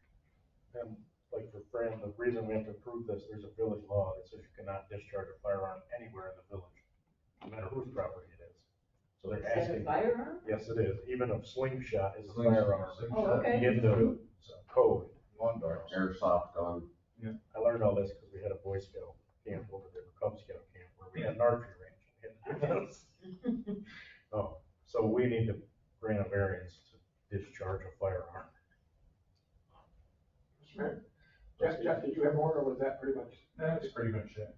So we did not approve whatever levels of approving that they have this thing, that they came and told us what they were interested in, and we listened to them, but we didn't say that that was Which something that had our blessing. we don't have to because it's all on Fair Board property. Well, I have a gripe about this with the Fair Board, and I think we need to have a meeting with the Fair Board sometime here, because every single thing that the Fair Board has set up to be on their property hasn't been on their property, it's been on the village property. I have the map from the Society of Anarchy, or the property usage for that, if you want to look at it. I just found that one as a going through this. Well, this is make believe anyway, right? It's all make-believe except for they actually shoot PVC pipe through the archery implement at armored people that are wearing body armor and with big rubber grommets on the end to stop any projectile energy. So it's true anarchy.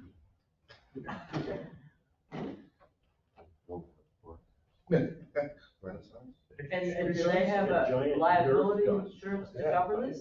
They have, this is a national thing where they have, societies, like our society, I don't want to say ours because I'm not part of this, but the society that represents our area goes from Ithaca to Wilkes-Barre to the edge of Binghamton to the edge of Elmira, but doesn't include the New York City.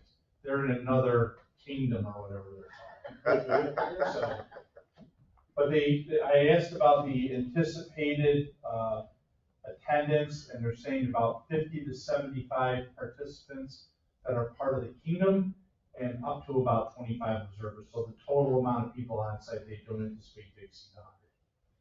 So they're under all. What I was asking, do they have insurance liability if somebody gets injured? I believe that they do, and that's something I couldn't answer, and that's something that they tell the fair board. I'm just involved in this archery portion of it, so I can't really answer that. I mean, if we're gonna give a variance, we ought to make sure they're insured. I think they probably got their income with that. I mean, let me see. We got first time together. Hey, Jeff, can I see your map? Can I get your map? Yeah, absolutely. Grab it. I don't remember us having too many questions for the Boy Scouts, Thank you. and we're just doing like the same thing, could we essentially just, treat it the same way? But they're shooting at So, people, not so targeting. to answer your question, Fran, the society says, the Society for Creative Anarchism says, society carries its own insurance, proof of insurance is available upon request. The SCA is a registered 501c3 nonprofit group or an educational organization. And unlike Renaissance fairs, they focus on the show for onlookers. So it's more of a show thing. They have the insurance. They have insurance, so I could ask the contact that I had to just send it to us, and we can pass it along. We would need it anyway. We would need that anyway. Would we need the EMS on standby? No, they don't. They have. They got their own. Well, you made that law last year that everything had to come through you first. That's to use Marvin Park, this is. Well, I mean. No, I'm not kidding, this is I understand that. private property. Don't they still have to? Well, they did ask, and I brought it up a month ago, Have, we talked that they did ask to have access possibly to the bathrooms under the grandstand. They will bring campers, they're gonna use the water system. They think five or six campers is what they're anticipating. Other people will stay local, but they were looking to see, if they could have access to the bathrooms underneath the grandstand for the festival also. And the pavilions, right? That they wanted to eat their lunch under? They've got the big barn and stuff. Everything When is, she was here that one, she called me the day after they were here, and she did ask if the board would approve them using the pavilion. I'm not aware of that, so. Where's the archery gonna be? I'm looking at this Back here. Okay, that's not the Fairboards property. I'm just telling you what they. No, John, the Fairboards property goes up here by the stable, or not the stable, the last, not stable, the horse pen, whatever. That's their property, that property. No, you have to take that up with the fair board. I'm just telling you what I was told. Yep.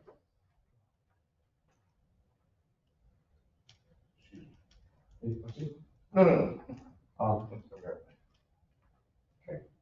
And so they're firing just towards the target that's, Human target. No, they have, not human target. no. I don't get it. Human targets are a whole different thing it's all show. It's a show thing. This is actually like an archery competition, what they're looking for permission for. They're set up targets, they have a target range. It's all laid out, and they have a whole policy if you want. They have a target archery marshal's handbook, it's the policy that they have to follow for the societies to do these and maintain within their insurance things.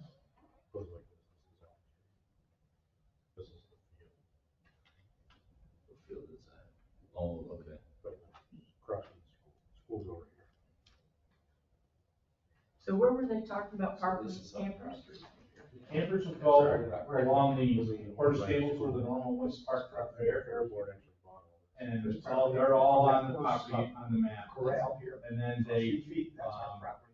Toward the creek. the archery range would be beyond the Over campers. the side, Where that big and rock and pile another is, and 30 trucks feet or all something by like that. that, comes down, and just straight in that, this whole corner belongs to us.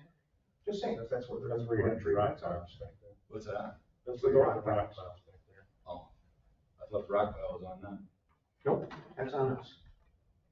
And they don't know it, but they're not gonna use it, but, this is also does not belong to the fair board, this chunk here belongs to. Yeah, between that and school. Yeah, it's on the outside of the tennis court, but this first part, this big chunk of this is the fair. Yeah,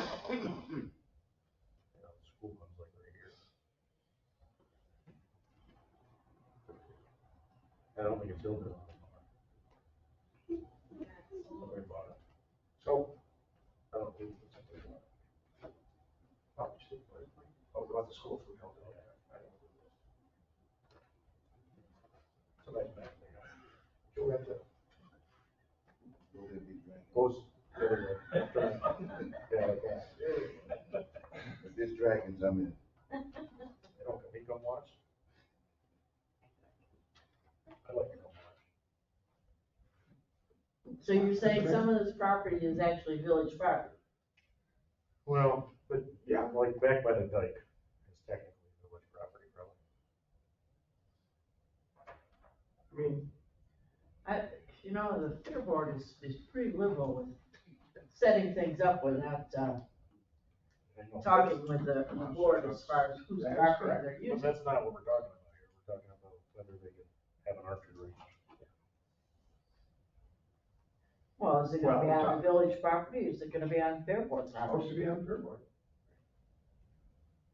That whole fair board issue is a whole completely separate topic. Yeah, It is. This is just, do we trust them to safely have an archery range? That's the real question. Well, what is their history? Have they, any research go to any Well, that's former anything place if we have that they've any been? liability. These societies, these kingdoms have these events across the country. I'm not aware of anything, but to be honest with you, I haven't done any research and looked for any problems that they've had. I did thumb through their handbook, and as a firearms instructor and understanding range setup, that it's consistent with what they want to do.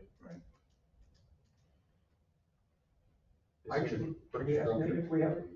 Right, As if he, Wait, you're still awake? Yep. Do we have any liability in this as far as? Say that again? Do we have any liability in this as far as allowing them to do an archery range? I mean, it's, I think it's appropriate to ask, like Fran said, for their certificate of insurance to make sure they actually have it. But what Officer Winchell indicated is they have it, right? So it's based on what he said, it seems like a fairly low, risky. Doesn't sound like an overly risky situation based on the type of bows that they're using. I mean, most places don't even have a law like that, so you can't fire a slingshot, whatever. That's really the root of why they're coming from.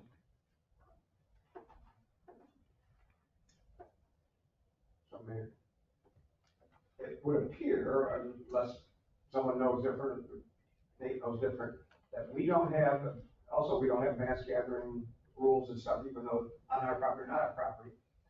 We don't have much control about whether the fair board puts this on their property.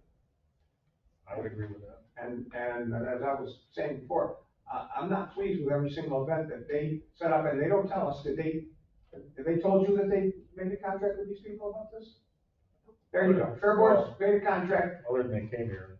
they came here with a presentation, but the Fair Board doesn't bother to tell us that they made a contract and they're gonna do this and that, they continue not to do that with us. The monster trucks. They do that with they did that with the circus.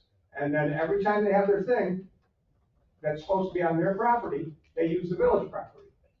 So I'm not That's a totally different, I understand it's a different thing than this. which you should talk to them about.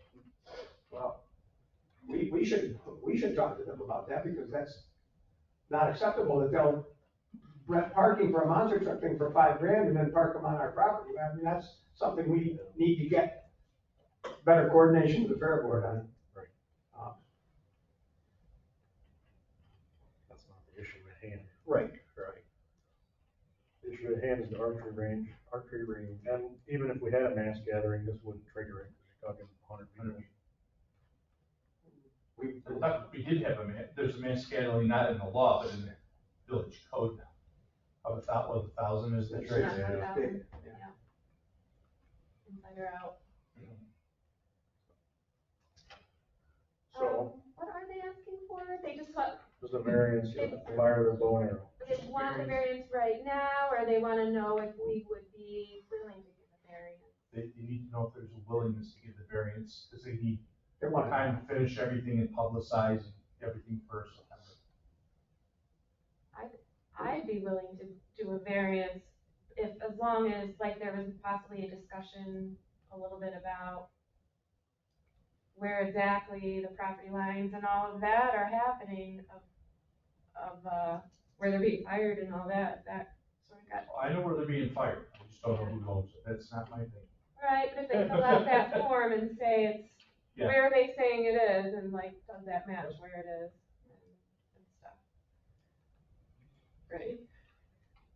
Well, I would not like our campers to be coming down on our property where we have electric, I don't wanna hook it up to our electric hookups unless we decide that it's okay. And hook it up to our water and hook it down there where they brought campers at the monster truck. I don't want them doing that unless we give them permission. Yeah. From what I've been told, their line is that sidewalk in front of the big barns, on the south side of the barns, straight across and northward. It's the only place they're putting the campers. Right where they already put the well in, or the They heads send and the electric. lines. Yes. Yep. But, here you go again, the village still pays for that water. Yeah, no, the fair board needs to pay for the water and Water's electric, not because they're gonna separate. allow them to use it. That should not be laid on the village. No, but they, like they do for the electric, they should still reimburse us for that water usage. They should, yeah. I mean, I don't know how we figure out what it is. I have no idea for 3 days. I don't know.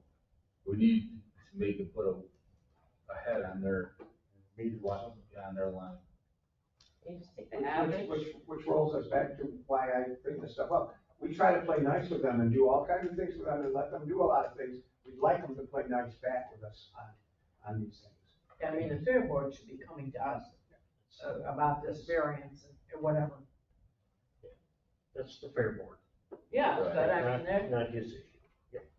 right, Well, basically, when we approve this, we're going to be giving implicit approval for this thing to be here, not that it's up to us, but pieces of it are up to us, and we'll be approving this to come here when we do this in its own little way. Well, I think it's coming either way. The question is, do they have an archery competition? And well, another and we'll be question giving is them carte the blanche on bathroom, electric the and water pavilions. and I'm whatever not else. saying The Right. pavilions and the bathrooms that they wanna use, I still say we should charge them for that. That's how we usually do it, yes. And just the question of the variance for bow and archery, I would say, I would agree to treating them just like we treat a Boy Scout and say that that's okay. But I would definitely warn them about all the discussion about that surrounded it if you. Well, I can pass along whatever you want me to pass along to them. Could we put some yellow tape? No, thanks. Well, Oh, this one, okay, I'll- you know, you still gotta vote on letting them have the bathroom and stuff. So if that's the case, you're gonna let them have the bathroom, might as well just let them have the whole back half. no, That's all I'm asking. If they're gonna stay on the fair board side, then that's one thing, but Jeff is asking that they wanted. If you tell them, I'm sure if you tell them, no, you're not gonna get the bathroom, they're gonna bring in porta johns or whatever. I mean, Right, but that's what I'm, So the expense burden is there, it's not ours. right, but in my case, I need to have, if they do let it, I need to let these people know that they've gotta vote on that also.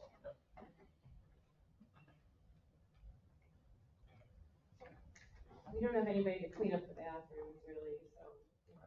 porta potties are definitely what I would suggest for them. Well, you're gonna like this. If people are there and it's daytime and that park is open, and we have bathrooms that are open and unlocked, they can wander down there and use them.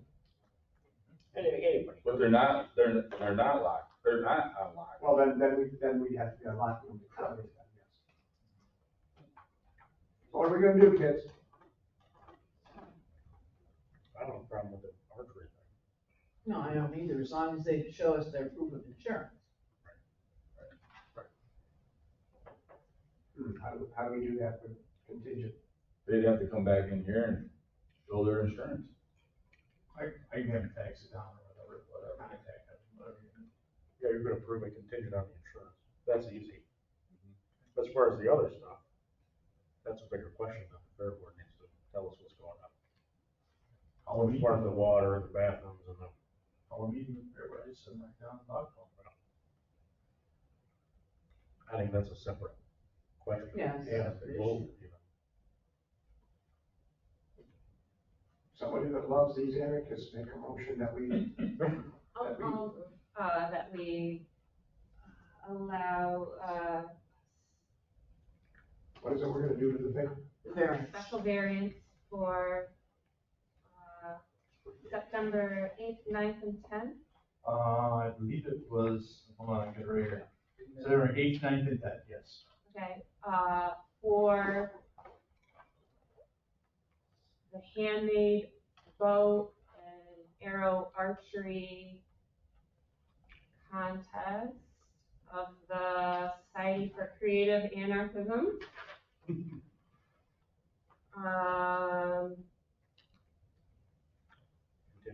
Contingent on showing, insurance coverage. To our satisfaction. Somebody's made satisfaction. Somebody. You don't come in with, so they give us a $10 insurance, and no. Well, you'd have to bring it to the DPW, right? Just normal limits. Okay, well, I'd second that. Did you get all of it?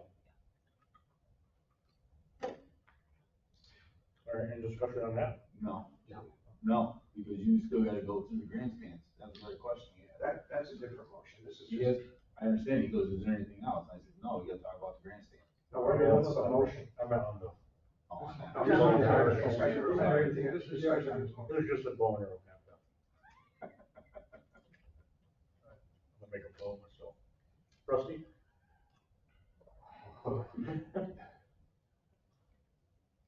Yes. Laura? Yes. Dave? Yes. Fran? Yes. Charles? Yes. And yes. All right, now there's other questions that we need to get with the fair board and sort out before this thing happens in September. So you take that back to the fair board, Jeff? I can take it, I don't know, so we'll have a meeting two weeks, first Tuesday, I believe, in June, I believe is the next fair board. Okay. I can call, John for that.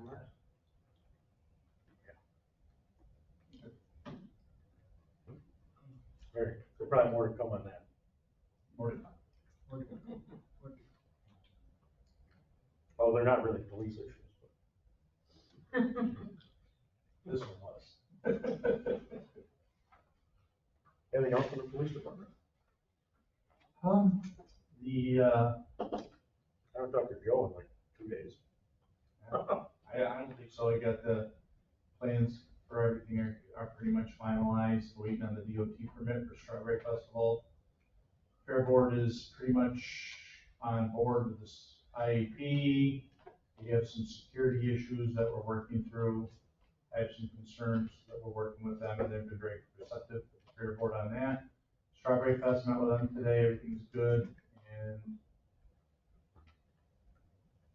I'm working on our emergency management plan, starting to tweak the annexes and update that. Okay. Oh, are you attending the,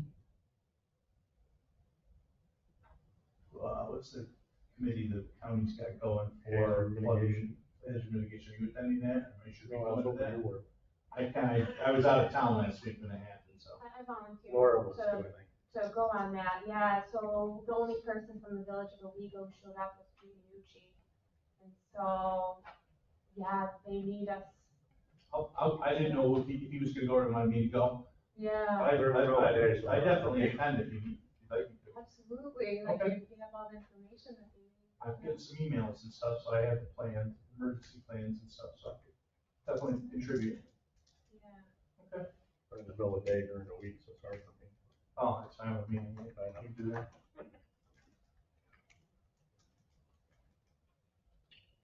Is it?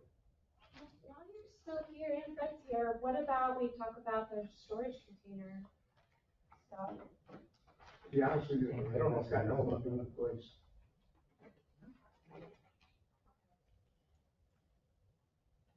I don't know if they know about the story. That's more of a code thing. Where's that? That's not. I'm a code certified guy. I know Maybe you're wanted code, to know. I know, but like you're a code officer also, right? For another Was. place. So he knows about the things. I was having Nate check into that Yes. in our code. So does the village have a separate code that it dictates the amount of the percentage of property that can be stored by auxiliary buildings?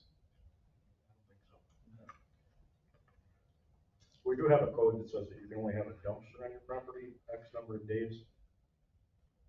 I think the idea was to have a storage container to do that.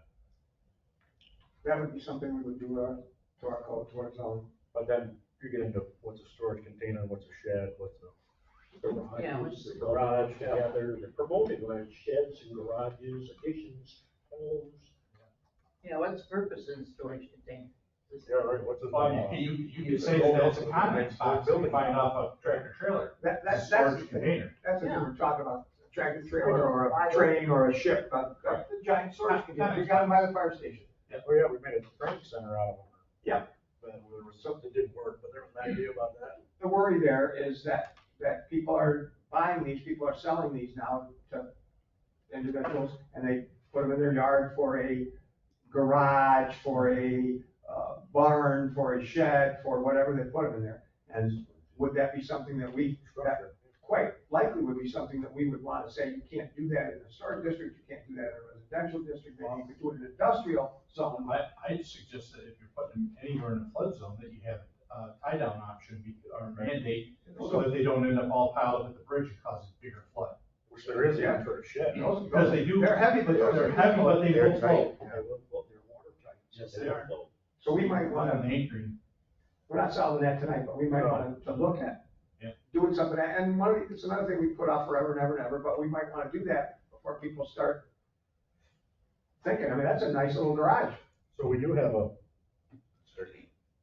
this came to us from a resident, concerned resident. There is one storage container within the village that's been there for a couple of years. Over by the end of Front on Williams. Yeah, I don't know what locations, but yeah. So this is somewhat of an issue already, but. Yeah, they're promoting them everywhere.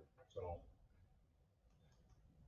I mean, this needs to be more clearly defined. I mean, if there's a storage issue for temporary while building is going on, well, Right. that's one thing. Yeah, how many do That's where we you have? We have some properties, we have at least two that have an abundance of storage containers, sheds, that are being used as commercial property, and now we're having problems with people living in them. And we're having drug issues in these sheds at night.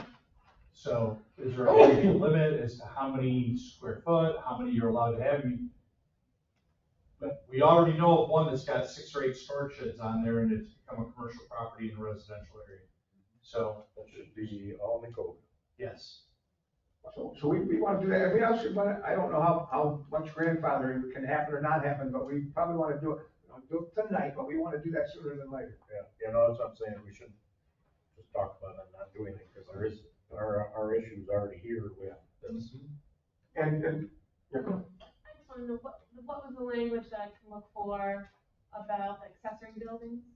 So some municipalities, like I know in the town of Union, where I live, you're only allowed to have so much of a percentage of your property have auxiliary buildings on it. And I can't remember what the number is, because I haven't really looked at the village or the town of Union code lately, but some say you can only have 20% of your property can only have auxiliary buildings on it.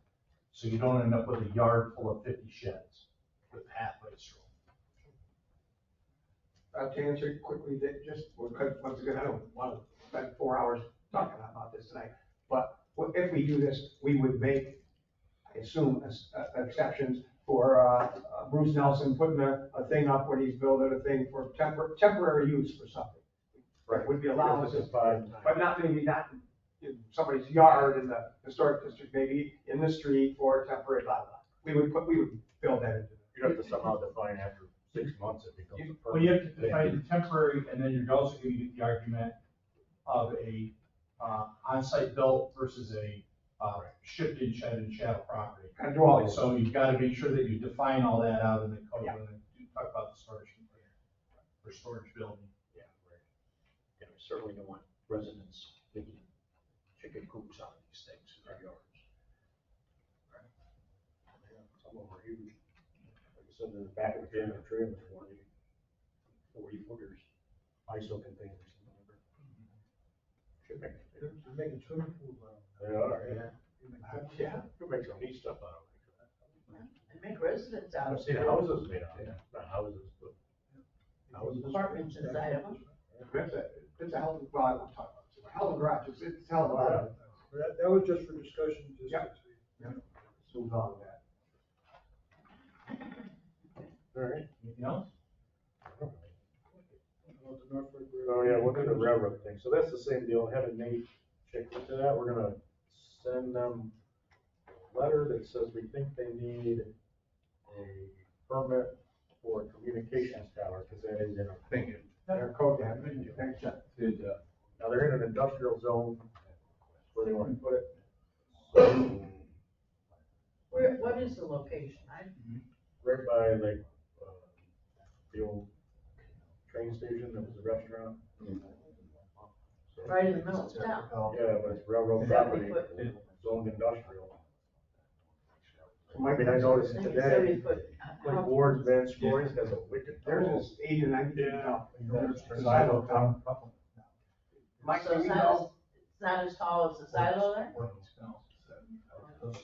I used to go up to the cemetery, the overlook, after finding the site, and got a general bearing of where it was, and went up the overlook and looked. The trees were pretty much covered, it's not a straight, it's not gonna be in the middle of it. Line of view. for that photo op, it won't. Yeah. Other photos.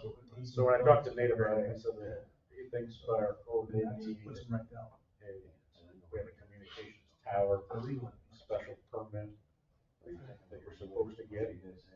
Them being the railroad, maybe they don't have to get it. That's the first question.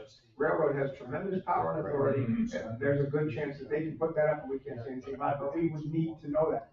If that's the case, we don't need to waste 10 minutes on this. So we're gonna send them a letter that says, we think you need this permit, you should apply for it. And they'll either say, Okay. no, we For don't. railroad, we can do anything Or more. here's your application. Okay.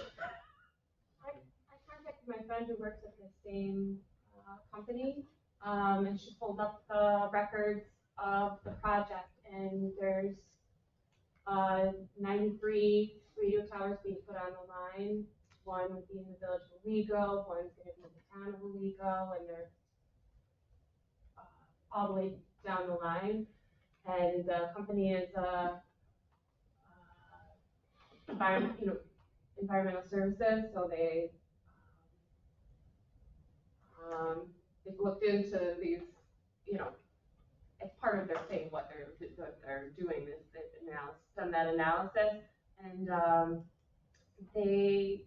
so anyways, they don't have drawings yet for ours of the final design, but what we could ask them is for a picture of what it would look like, and then ask them about, is there any fencing underneath, or like, what do we need to do to make sure that it's public. Any safety issues? So just ask them, just asking them like, what does it look like, and is there any fencing? And just like that to see what's going on. And, Mark Sabico suggested,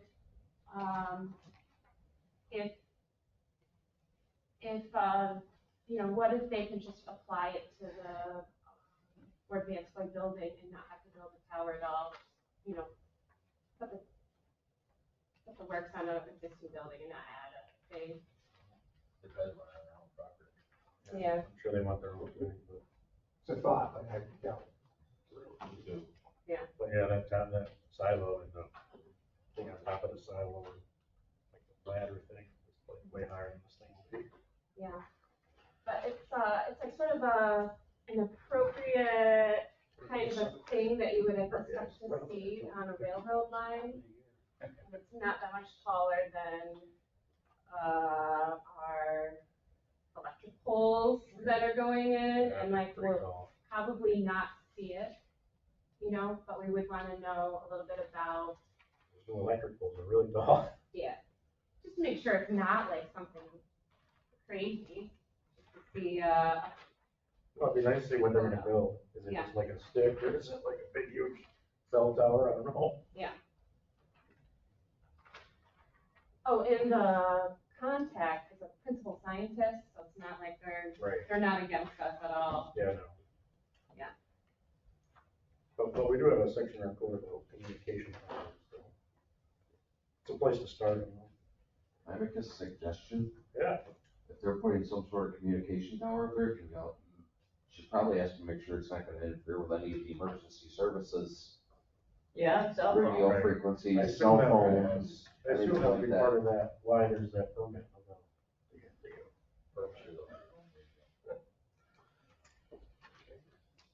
And they're changing all that too. As far as they're going all digital eventually. I've been hearing that for like 3 years. Oh, no, they got a bunch of money, they're building towers. It's going. Probably my scanner's gonna be useless for a while. Yeah, probably a year. I don't believe it. You have to buy a new one. I will too. Winchell will help us find the right one. All right, so should we do discussion on charter franchise agreement? I think that's just another. That's the Spectrum deal. Yep. Spectrum wants, Rodney, how much we've been getting it? We've been getting it for 15 or 20 years? Yeah. Same number? No, 40, it's gone up. Gone up some. Considerable. Triple. Huh? Because it's a percentage, so their bills have gone up. So It's a percentage of their bills in our jurisdiction? Yeah. And is that percentage negotiable, or is that something that FCC sticks us with? They can answer that. I don't think they negotiate too much. If he's not sleeping. Yeah. They're real tough negotiators. Well, Spectrum on? Yeah. But is it something that can be negotiated, or is it fixed by the FCC or somebody? I haven't seen very many people. Actually, I guess I should say I haven't seen anyone successfully really move that number. But not saying you can't try. I haven't seen from them anything saying specifically that the FCC or PSC regulates it in such a way that you can't do it. Their response would be basically any increase you have in those franchise fees will just be directly passed on to your village residents. So do you want to do that or not? As opposed to the raises they're gonna do anyway. They're not gonna eat it. So if we get a better percent, we're gonna charge all our people more money. Those of us who don't have Spectrum yet. I don't have Spectrum. So, yeah, They haven't figured out how to do it on just the internet. They will. So anyways, 25 years ago, as we were talking about this in the village, and Time Warner wanted a 5-year agreement, and we weren't happy with some of their stuff, and some of us didn't want to give them a 5-year agreement. Yeah, they want an agreement as long as they can have, because they don't want to have to come back again, they don't want to have to maybe do a little something for you, or anything, they don't want to do anything. So, what was that outcome? I remember how many years they got. It seems like I'd have to look at back, seems like we gave it in between. I was on the board, but I say we, you know. But these guys wanted 15, I think it got crossed out and put down to 10 in one of our pieces of paperwork. But it has to be 10. We can get whatever we want. That's another negotiation point, right, Nate? Where's that another rules? I don't know how low they'll go. Well, it's just how long the contract instead of how low. Well, right, I mean, low in number of years. They want 15. Okay. 5 or 10 sounds better. Well, I mean, in a negotiation, what's their option? They say we're not gonna supply service to the. I don't think, does it exclude them from supplying service, or does it just mean they don't have to pay us? Say that question again. Does it exclude, so if we don't sign the agreement, does it exclude them from supplying services, or does it just mean they don't pay us that franchise agreement? My understanding is that they will continue paying you the amount that you've got currently negotiated. The contract kind of holds over, similar to how your union contract holds over. Okay. But if you're negotiating for, but they don't do retro. So if you like get a higher percentage this time, they're not gonna go back and like try to claw that back from anybody. Sounds like, doesn't matter what we do. They pay us what they want, and Sounds like. they keep doing it for as long as they want. Sounds like. It doesn't matter what the number is. Great. Let's talk about that another day. There's no rush, clearly. Yeah, that's not. It's not in a very receptive mood today. On that note, we got new software. This is the software for the clerk's office. We gave everybody the information last meeting.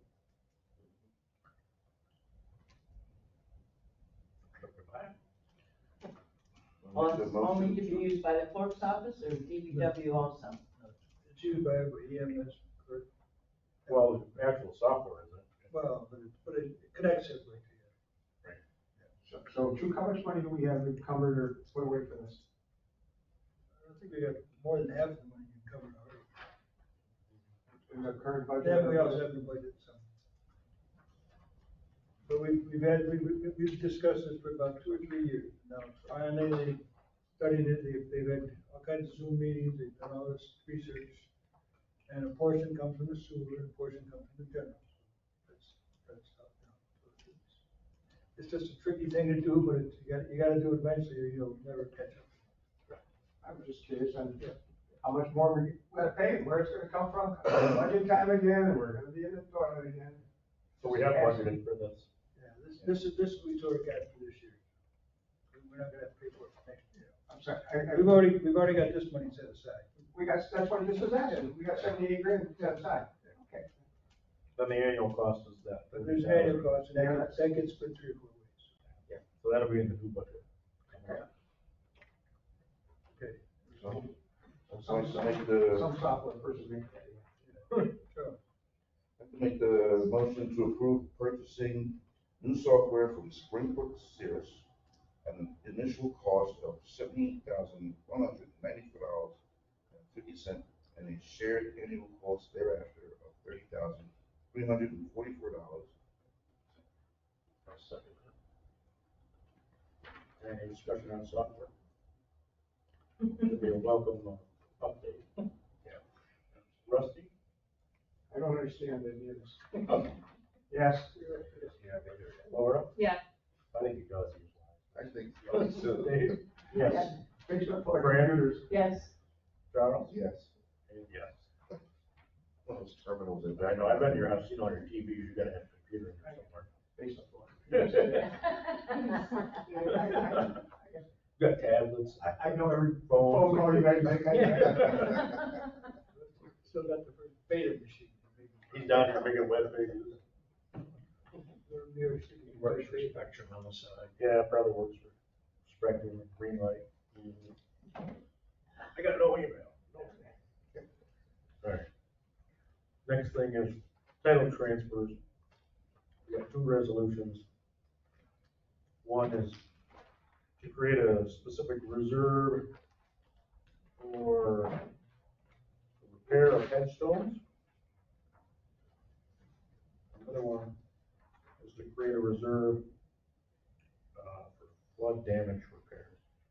I know those needed their dates updated on the agreements, the resolutions. Oh yeah, they do say 3rd day of April. Mr. Mayor, the way the motion is worded on here, it says to transfer $100,000 from perpetual care to a CD. So I don't know about. Yeah, I've got a lot of questions about this. Reserve, I don't know exactly what. Those are Rodney. That's the. Well, yeah, it was back a month ago. Rod handed out this, little packet of information about this, bequest from, Doris Edwards, through, him and Howard Patel. Now, this money was given to the village, from what I can understand, in 2 tranches. We got the first, August 8th in 2007, approximately 33,000, and the balance, July 26th, 2011. And it said, and this agreement is very incomplete. I actually called him and Howard Patel, and they said, you know, you can have Nate research this. We can't research it. But on the second page here, which in the middle of it is number 3, page number 3. The next is page number 9. And then on that second page is patched together this trust agreement. Number 3 is the disposition on debt. Number 2 is names Evergreen Cemetery. I have no idea what number 1 was.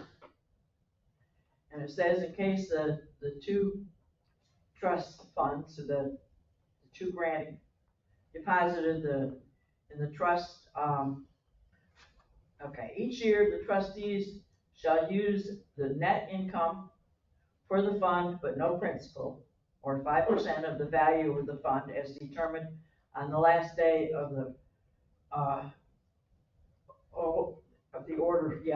annually on the last day of the year. Number 1, we got 33,000 15 years ago. So where's the interest, et cetera, on that, that we got 15 years ago? And the other one we got, 12 years ago. There should be interest on those, on that money also. The only, as far as I go back, I've been with the board as commissioner of cemetery 2019. I've got a bank statement here. Now this happened just before, in May 2019, cemetery committee went to Ed Morton, and he put the money into investment accounts. Now before that, it was a CD. So at that time, the perpetual care fund was 300,024,925. Currently, right now, it's at, oops, I got the wrong one, sorry. 349,613. So essentially in the last 4 years, we earned $25,000 on that account.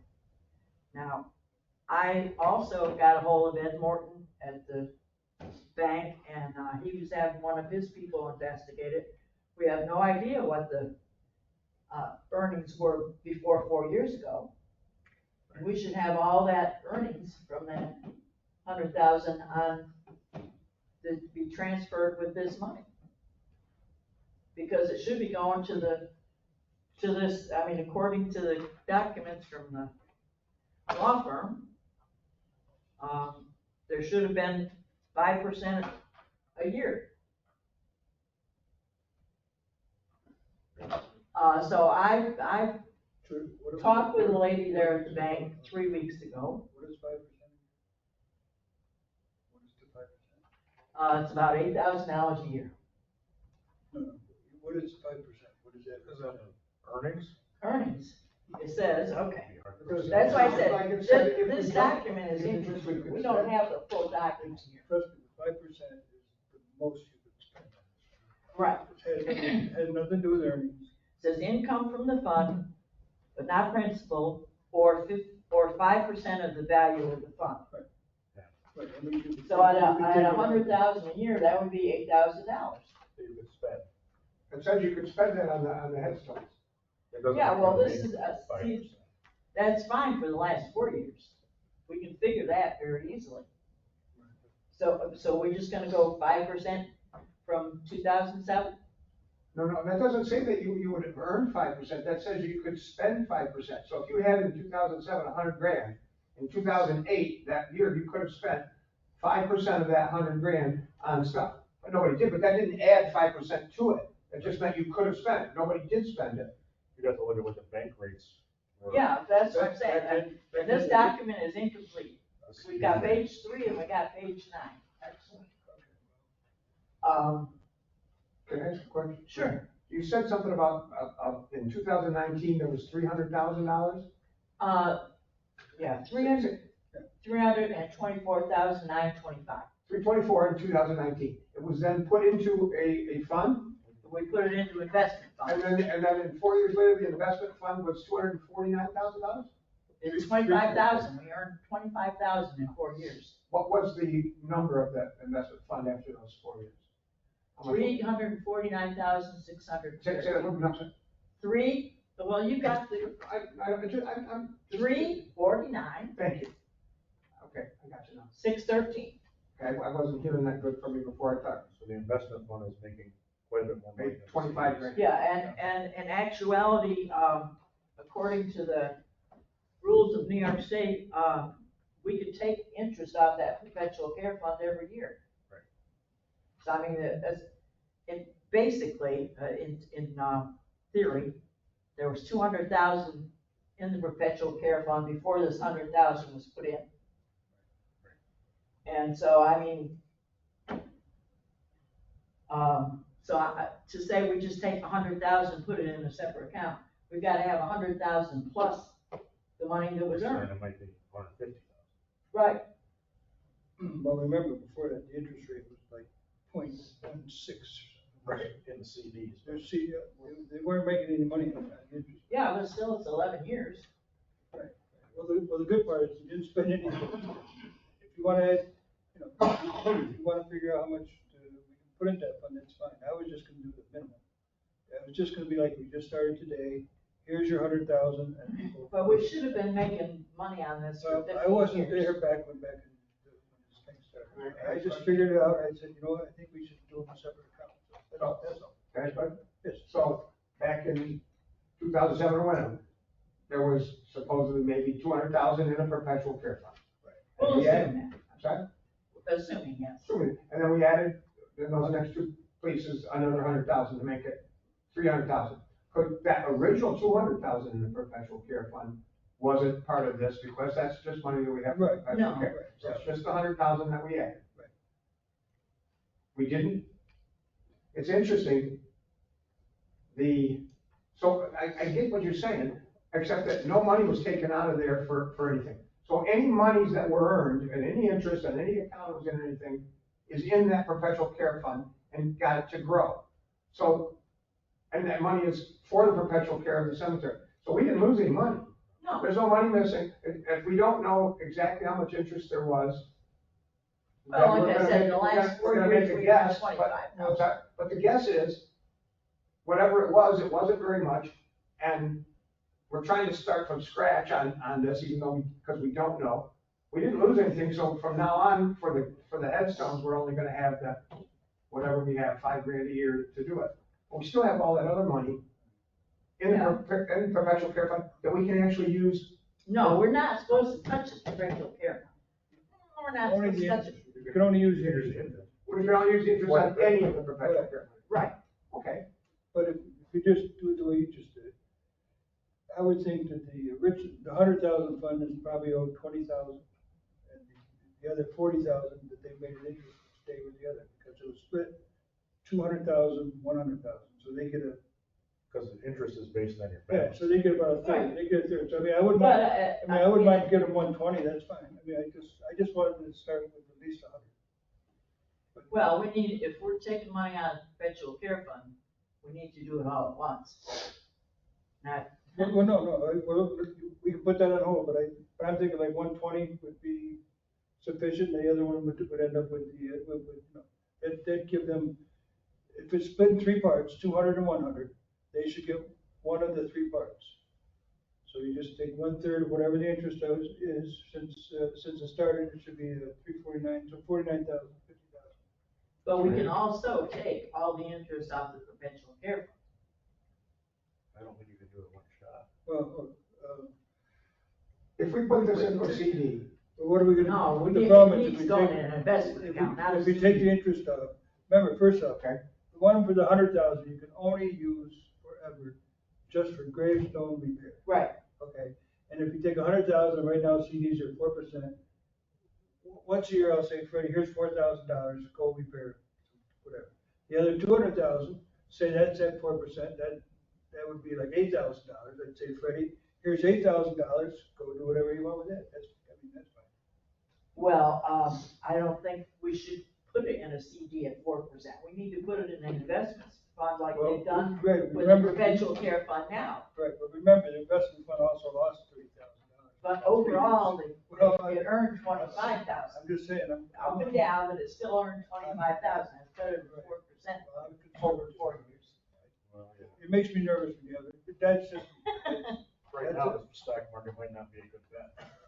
Yeah, like you said, it's gone up and down, but I mean, yeah, no, Maybe. you that- gained that's- quite a bit. we did, no, we gained it, we lost it, then it goes, but it's like. Well, I'm going from what it was in 2019 to what it is now. It's 25,000. But yeah, if you want to do it tonight, I would say, instead of 100,000, you make it 120,000. And I would go with a CD with that way the market. And I would put it in a CD at 4%, and you know you're gonna get $4,000 at the end of the year. Versus, you're not gonna get much more in money market. Well, that 20,000 needs to be taken up, not put in the CD. That needs to be available for repairs now. Well, That's the money that would have been earned I'm before. I'm not opposed to that.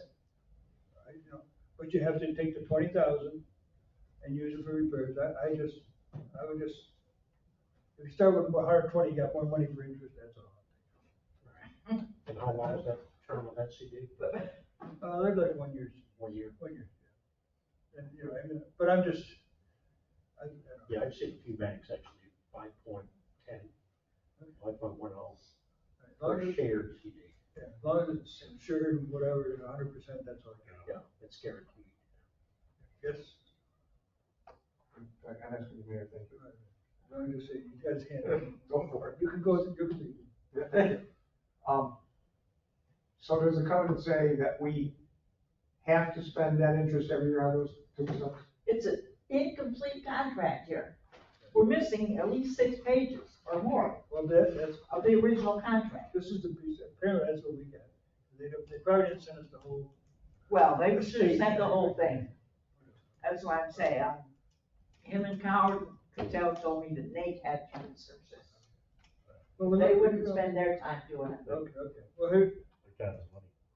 like I said, we can put that one on hold. It's been sitting there, it's still gonna sit there until we do something. So let's- Yeah, let's I'd put like that to on hold it for, next meeting, give the bank a chance to get back to us. And the next one's same thing. I proposed, when we did the budgets a year ago, that we take $30,000 out of the money that we didn't spend on flood insurance and put that into a CD or a money market or whatever, and then we'll have our own, if we have money then each year, we build that up, so we have our own little cushion. Yeah. If not, then spend it, you can buy the garage door, I don't care. It's the last time I ever bring this up. You know, I'm just saying, you've got 30,000, if you wanna use it for that, if not, you do have 30,000 that you can use for something. That's all. I was just looking for a little rainy day fund to cover the deductibles for flood insurance. Self-insurance. Yeah, That was your thought process. that was my thought process, but if you don't want to. Self-insured, we put money, and that, but we self-insured, but that we put some money away so that when we have something, we can. Right. You Yeah, can't actually you fix can't be it. self-insured unless you put the money. Not put- Right now, we have the money, in In the encumbered. general fund. We haven't encumbered, but we haven't put it anywhere. It's still sitting in the overall budget. And at the end of this year, that goes away, and it just gets Wrapped melted in in, everything. it gets wrapped into the rest of the money. And then there won't be, might not be another opportunity to put, say, $30,000. Is that Nate's, Yeah, language there? yeah, Nate had the big one. That we put to a reserve specifically for the use of, like. Except the date's wrong. The date's wrong on it, yeah. What we're supposed to do is. Yeah, I think was wrong, but it's, Yeah, yeah. but that language is okay, because we would have to create a reserve, and then we have to do all the things that we have to do. So that's what this does. So it creates a flood damage repair reserve fund. Is what it's gonna be called. And then it says it's, the fund is used to accumulate monies to finance the cost of future flood damage repairs. And along with that, you wanna, instead of just putting it in the bank, you wanna put it into a CD? How do you wanna, I mean. I haven't really figured out, a CD or just a reserve fund or money market, whatever it is, but that's fine. Right now, we just have the $30,000 on paper, but at the end of the year, that goes away, and then that just gets absorbed, and you might not have 30,000 again. This doesn't show, this doesn't call out a CD. Yeah, no, I So say if we we leave put- it if we to the create bank the- to manage for us. If we create the reserve and we put it in there, can we then decide in that fund where it's gonna go, a CD, savings account, Well, how about I'll check with the bank and I'll tell you guys where I think the best place for it to be. Like, Yeah. We'll check with the bank. I'm just saying, if we What do create the reserve fund and don't buy the thing, now it's a reserve, now we have to frog around to move it into a CD, and that's all. You probably have to frog around a little bit, but that's, We want- at least you got 30,000 frog around. We wanna do it all. You wanna find out where to put it, and Yeah. and then we. Well, I'd rather get this started, then we'll find out. I'll bring it back. Especially with the budget at the end of the year coming, I'd rather make the fund and Then have the money. frog around about where we're gonna put it later. Yeah, let's get it, so it's off the books, it's like right now, it's part of the general fund, like overall fund package. Yeah. But if we take it out, then it's like, then you can't count that, when we start doing a budget, all this stuff gets sliced away. Move the transfer. Here's Rusty. I'll second. So any discussion other than changing the date everywhere it shows up from the third day of April to the, whatever the date is, 15th day of May? Because it shows up there and in the back. And there. Okay, one thing I didn't complete here with this, that cemetery fund. How do I go? Wait till the motion's done. Oh, I'm sorry. Okay, so Thought it was do we have all. any other changes on the motion for this besides the date? Sure. Rusty? Yes. Laura? Yes. Dave, yes. Fran? Yes, Charles? Yes. Okay, so that's over. So now we go back to the cemetery one. okay, how do I go about getting Nate to investigate this We'll just ask him to do it. with him and Howard and Patel? We'll see if he wants to charge us more money. Yeah, let me Well, see- we don't have the complete contract. let me see if I have any more in my. Like I said, there's at least 6 pages missing. If Fran, if you would just give that to Rod, and Rod, if you would just scan and email it to me, and Rod, you might have something somewhere in the records Yeah. with a copy of that. You scan it to me, yes, thank you. We'll send it out to you. All right, Thank you. All right. Treasurer's reports. Did everybody get it? You're supposed to say, no, I didn't get the last page. I gave him the last page. I gave him the last page. And Kim tried to send it out, and I opened her email today, it was one. So everybody has the last page now.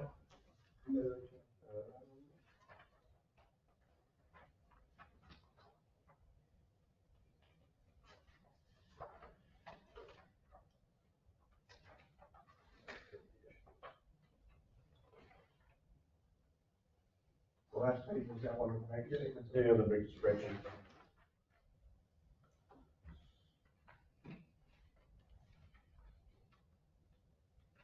We actually didn't approve March's. You got hit was on the state. And remember, when we say approve here, it doesn't mean we're approving. We don't get to approve or reject it, we get to accept it that we got it. You're proving that you got copies of all that stuff. Yeah. This is what you got. Doesn't mean that you're approving that you like the numbers. I'm approving that every single number there is absolutely correct. I don't believe anything. Move to accept the treasurer's report. Which one? March or April? March 2000. March. Start with March. I second. Any discussion? Everybody got all the papers? If not, say everything. That's our software. That'll hopefully make it proof. Rusty? Yes. Laura? Yes. Dave? Yes. Fran? Yes. Charles? Yes. And yes. Move to accept the April treasurer's report. I second. Okay. Any questions on the current treasurer's report? That's the next question. I didn't see anything crazy. Or again, unless we're doing very good. There, Rusty? Yes. Laura? Yes. Dave? Yes. Fran? Yes. Charles? Yes. And yes. Very good. For the minutes, I motion to approve the board minutes of May 1st as presented. I'll second that. Any discussion on the minutes? No changes? I Okay. know, okay, great. Okay. Rusty? Yes. Laura? Yes. Dave? Yes. Fran? Yes. Charles? Yes. Trustee report. Rusty? No report. Laura? I got No. let's see. The planning board needs a member, and Pat Schaefer last year volunteered to do it. And today she said she's still interested in doing that. And so, would you be willing to, Keep going.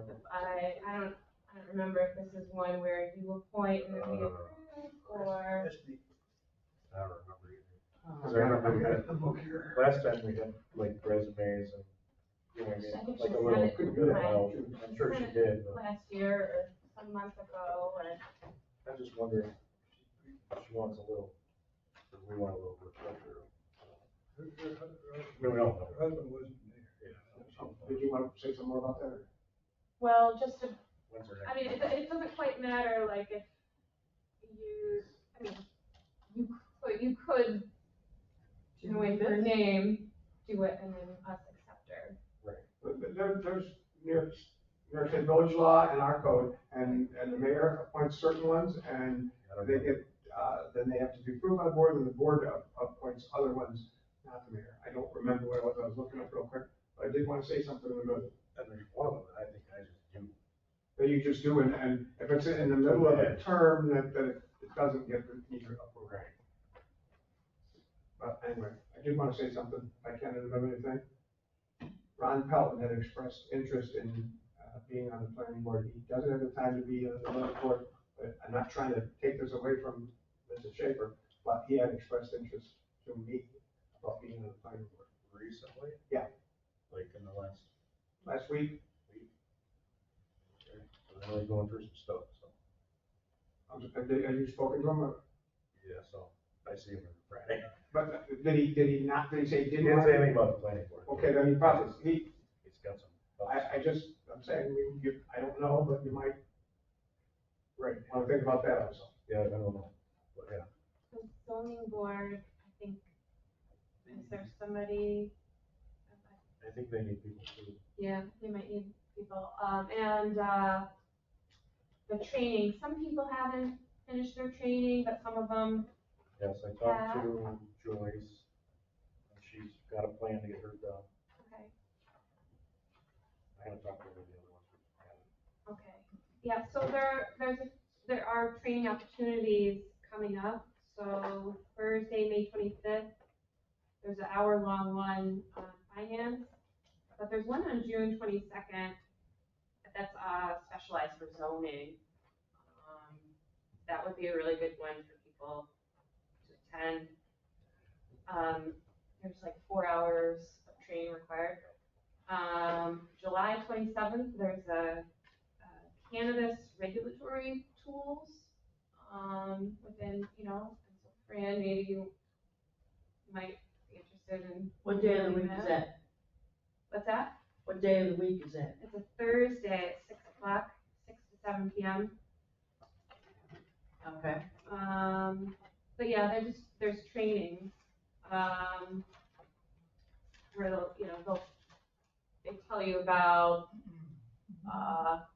zoning and, all the details that you need to know and all the people who can answer questions.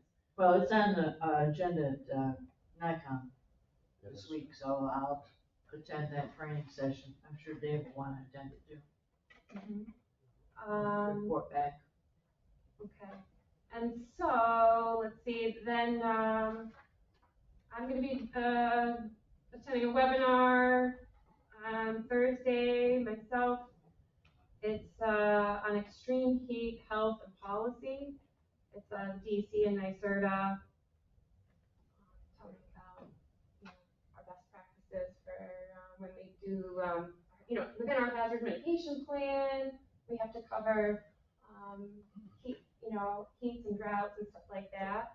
And so I'm interested in, how we can get money for like shade structures and then specifically I asked for more information on our like historic buildings about getting like the retrofitted stuff because like we're not gonna build a new building for people to go to, but like, could we get something for more for our buildings?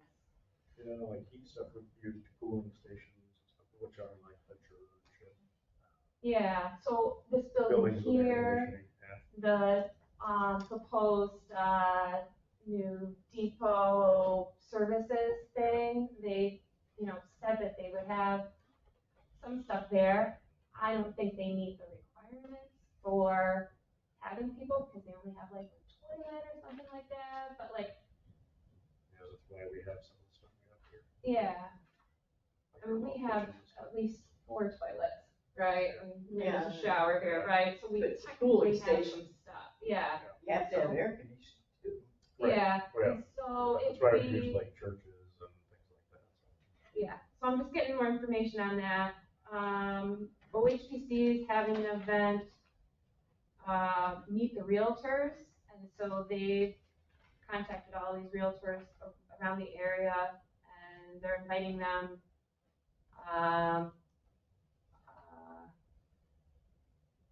to learn more about the advantages, support, and the tax credits, and so that way when people are moving in and buying houses, they can have better help and ease for what's available and all of that.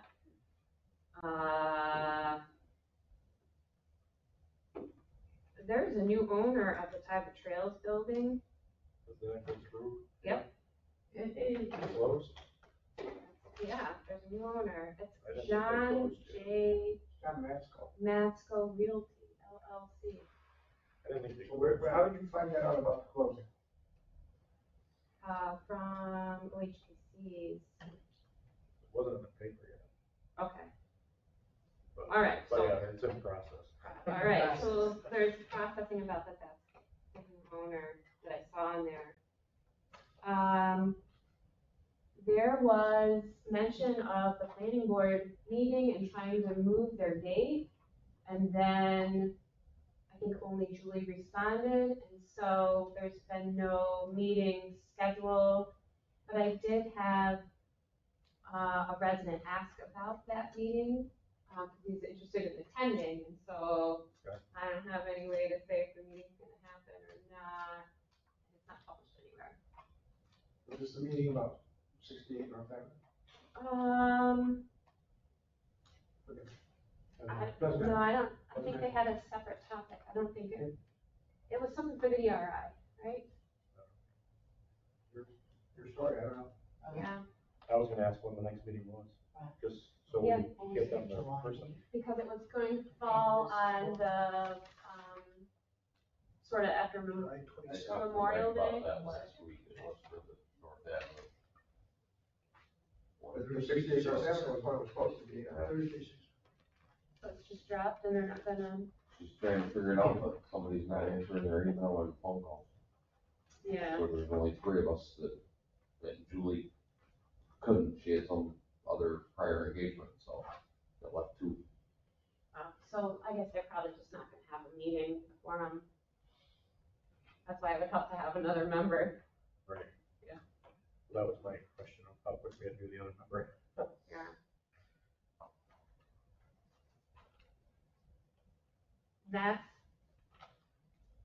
That's it. Everything else, OHPC is normal. Yeah, planning and zoning has, sorry, the CSC task force.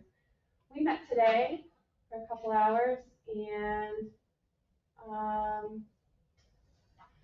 made big movements, getting things together. But one major thing is that the village is out of compliance with the national floodplain insurance policy. And we've been out of compliance for years and years and years, and we really need to, resolve it. And, the thing barring us from settling it is Weitzman's property. That we, at the time, he built an addition and the, code officer didn't have them do a special floodplain permit that was required. And so FEMA, has flagged everything within the village and everything's been fixed except for Weitzman's property, right? And so it was an addition to a building, and what needs to happen is adding flood vents on the bottom so that the water can come in and out. And then the utilities on the building, they come down from the top, but the controls where you can turn them on and off are down where it floods. So they need to be elevated up out of potential flood water. And so these are the improvements that he needs to do on his building. And that's holding the entire village from being in compliance with our flood stuff.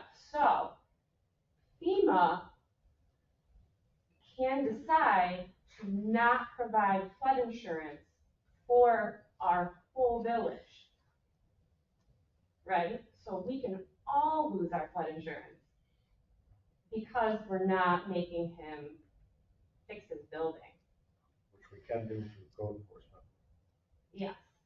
So, he needs to fix it because everybody is at risk of losing their, flood insurance for their houses. And they're at, every property owner, including our own village structures, they can easily just decide not to cover us anymore. Has he been notified? Yeah. You know? Yes. I know he's been in town, he had a shovel in his hand. Yeah, so now that everybody's aware of it, we have to show some, or should show some, progress on enforcing it. We're in the task force, we have the school to get into the CRS to reduce flood insurance premiums for everybody. But if this isn't solved, there's nothing to work for. We might not have flood insurance at all. So who is up to write to Weitzman and tell this has to be done? It's a code enforcement issue.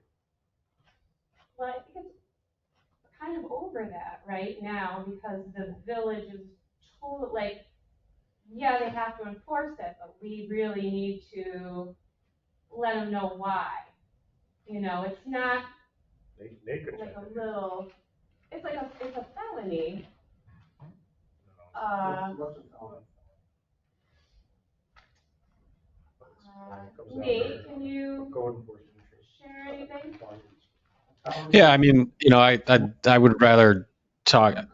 At the end of the day, it sounds like this is an enforcement issue. So your floodplain administrator is responsible for enforcing your village code. I don't know if and why or what has been done by your floodplain administrator to enforce the code. Certainly, that's a conversation to have with, I assume it's Mick or Terry, to see what steps they've taken. And if you would like them to come talk to the board, I think you should ask them to come and talk to you about that specifically. And I would advise doing that. And certainly, I would talk to them. I would like to know about what's been done. And then there should be an executive session perhaps, because that would be discussions about basically pending litigation at that point, if enforcement action is ultimately taken. I can make that happen for the next, board meeting. Get them to come here. Have a plan of action. We'll have that executive session. Yeah, sure, yeah. Are you done with your stuff? I want to hear from you. Oh, we have the letter from his, general manager, whatever, that asked us to pay for that stuff. Communicated a letter, I mean, this is not new. Yeah, no, they're aware of it. Yeah, they're certainly aware of it, and back and forth. Some more about this, but I'm not gonna say it right now here in open session. Yeah, no, it's a code enforcement at this point. That's where it's at. It seems like it's a small code enforcement thing, but it's really the whole Yeah, village's, it's not small. issue that it's not been done. Yeah, it's not small, so. Yeah, we should involve me with that for sure, 100%.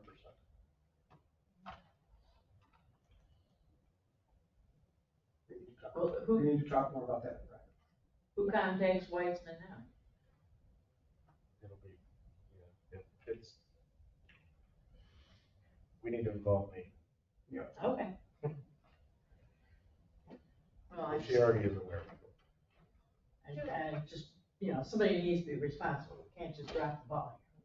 Julie and she worked for years in clearing all the CAD violations, and so she's talked with the engineers. They've gotten a lot of things done. They got an estimate for what work needs to be done. They got access to the property. They get an elevation certificate done to find out what the building was like and what the elevation of, where it would flood and stuff. And so there has been some communications, and they have a price for the repairs, and they don't want to pay that price, but it's holding the entire village hostage with our flood insurance. So it's a code enforcement. That's named the litigation issue. That's the end of my. They did ask us. They did ask us for some money on this issue, and I advised them to come to the board and present, and nobody showed up. That's funny. They asked us for some money on this issue, and I advised them to come to the board and present their case, and nobody showed up. Oh, yeah, the ARPA. Yeah, yeah. But the communities. I guess we're just making good headway with,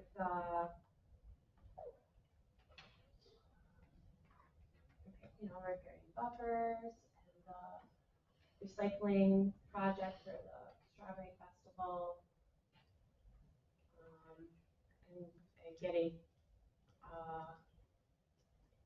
we had another additional request to the Army Corps about, we have a non-structural analysis request for the village, which is our structures, not, and then the stormwater request.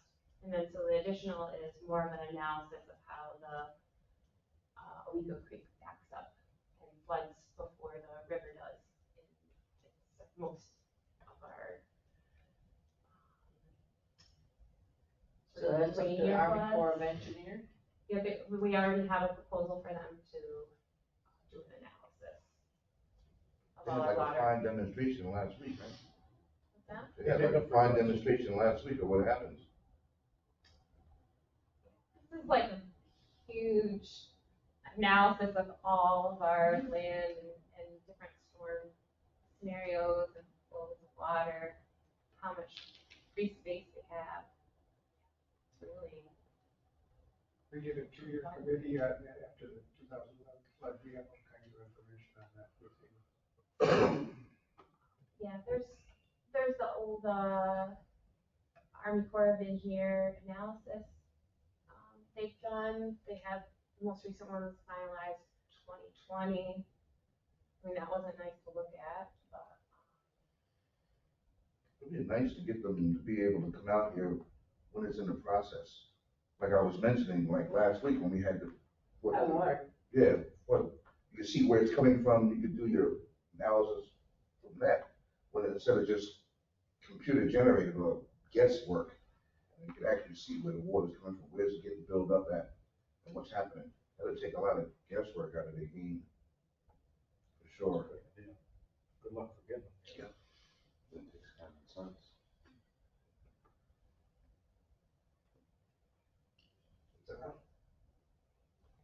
Yeah, that's it for me. Dave?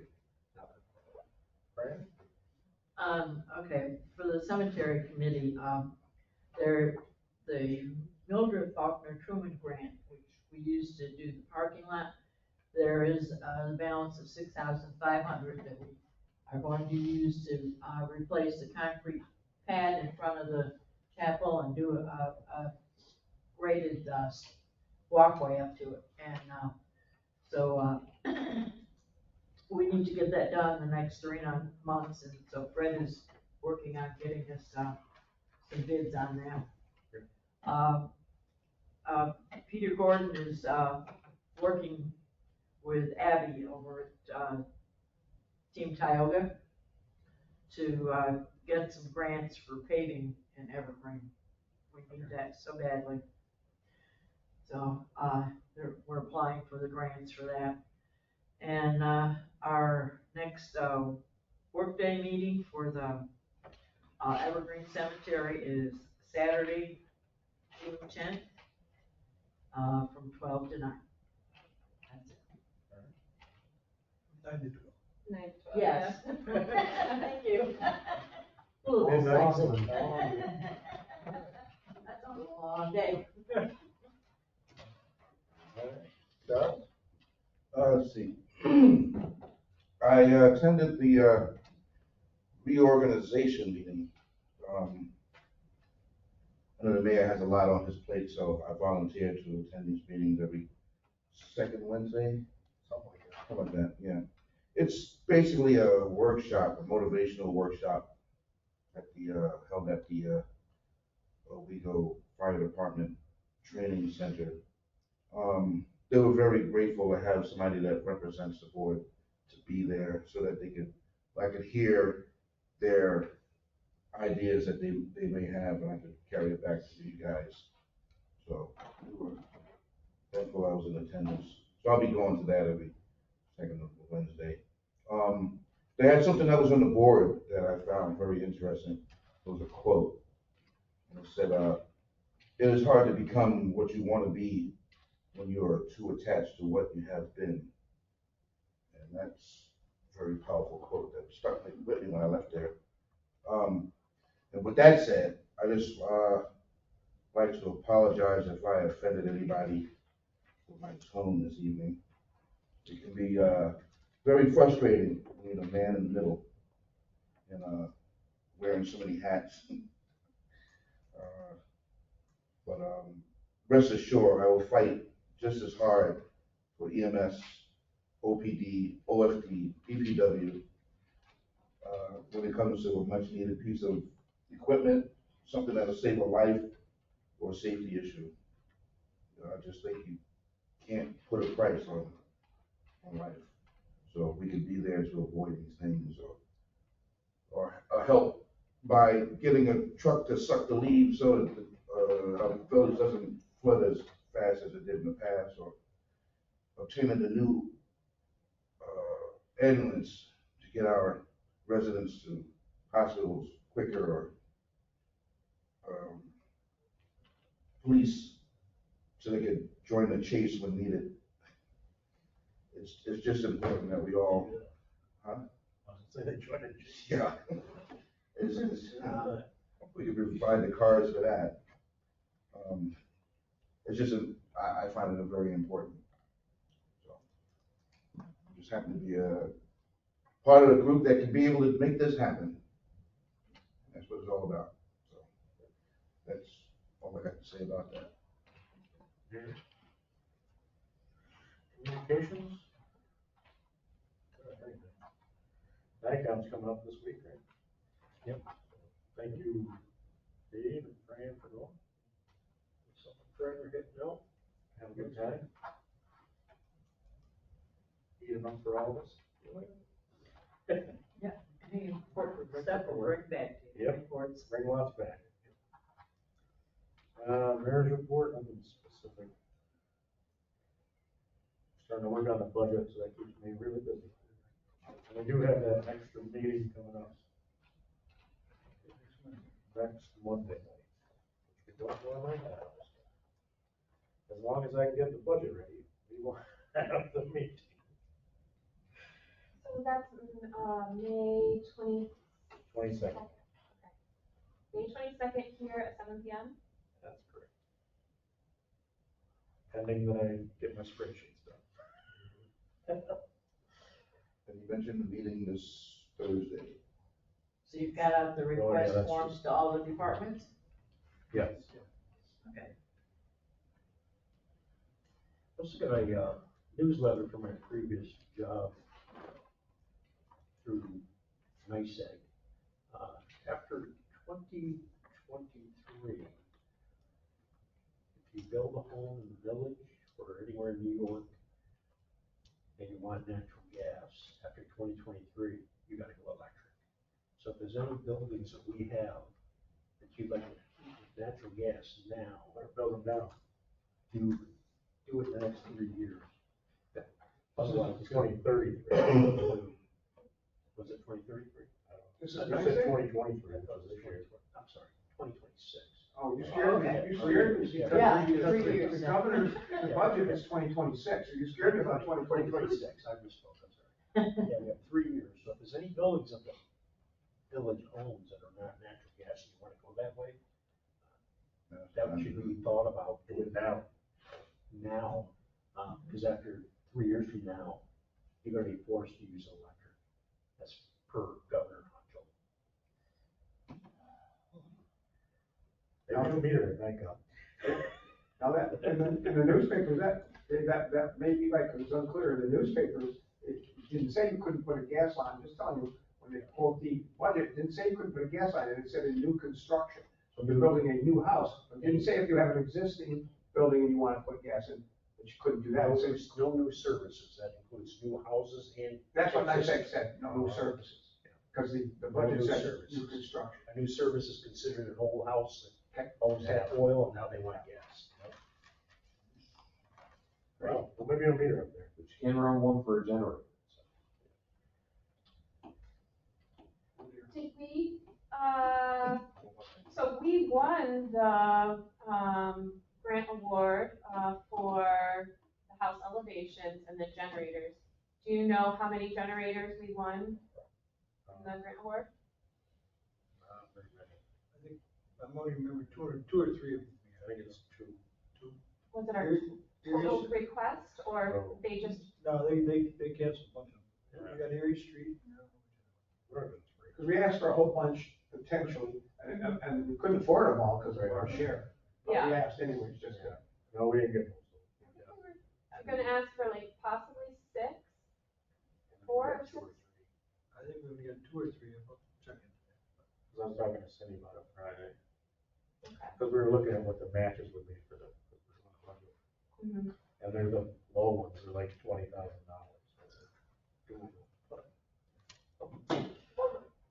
So you think we should have gas lines for those generators? I don't know what they're paying. Well, we're getting 95% of the cost we're only, we're getting however many generators, but it would be nice to know how many and how much money did we win from this grant Yeah, that's a good question. overall? No, we can get that info. Going around these. We were getting 95%, we only had to match 5%? That's why we applied for much of them. Yeah. Just know that they got these generators of natural gas, you gotta get services in the next 3 years. Right. Which they are, I don't know if they're natural gas, but they're. So then along with that, I think we need to find out how many we were awarded, and then somebody might actually need to respond about collecting the money, or, Yeah, getting That's in process, stuff. we don't have an agreement yet. Okay, cause like, Kim Trahan is ready to move forward, but needs. She's been talking to her. Needs guidance and. Yeah. Did she get hers? Get it? She did. She got hers? Kind of. They haven't announced any of these. But yeah, no, she's been talking to her, and they've been talking to the state or whatever. That's what it is. Mike, where were you? When I was in mayor's report. So yeah, that's something I don't know. With Hunt and Cindy and trying to figure all that out. Who got what, where all the agreements are. Public comment last night. Alright, I got a couple things. Perfect. Quick. The whole thing with the door on the fire department, I'm not gonna get into that, but that's the reason that the fire station is so bad and the police station is so bad. So many years, they've been using bubble gum and duct tape to try and keep those buildings together because they didn't put money aside to fix them. You really need to do that. The other thing is that law for the firearms, bow and arrows, and I checked with Jeff before he left. That really does need to be changed because technically the way that law reads, if Charles's kids are outside playing with a Nerf gun, they're violating that law. And that's not right. Like a million-year-old law. Yeah. You're right. And we need to redefine what weapons are, right? Right. Because it defines weapon as anything with a projectile that can fire. So it could be yo-yo, it could be potato gun. Spring loaded, or air powered. Mike, before I make a motion to adjourn, Oh, yeah. I've got the code book, and I recall this, the Board of Appeals is appointed by the Board of Trustees, and the vacancy is filled by the Board of Trustees. It doesn't tell about planning, because I knew it didn't in here, it's in New York State Village law, and as I recall, the mayor, makes the appointment, and the board must confirm, and if that's for appointment, and I'm remembering, if it's a vacancy, it's the mayor makes it, there's not any confirmation. Right. I think that's what it is, I think that's what you'll find. I don't know if that seat's a vacancy or if it's been open. No, this is Julie's seat, or is it some other seat? No, Julie's on. Oh, I thought Julie left. Somebody left. Okay. I don't remember anything. I don't, yeah, I think last, meeting we had the full thing. Oh, yeah. So, let's dig into that. Get that to the person. It's up to you, make it, do it however you want, if you wanna make it, and we vote to approve it, then take care of both eventualities. However you wanna do it. I mean, we don't have to do it tonight. No, because we have at least two people that seem to have some interest. Maybe. So we'll figure that out by next week, which, I don't mean next week, but. Okay, move to adjourn. Next meeting or the meeting in June? Probably. Okay. I'll second that. Okay. 10:02. See you next time.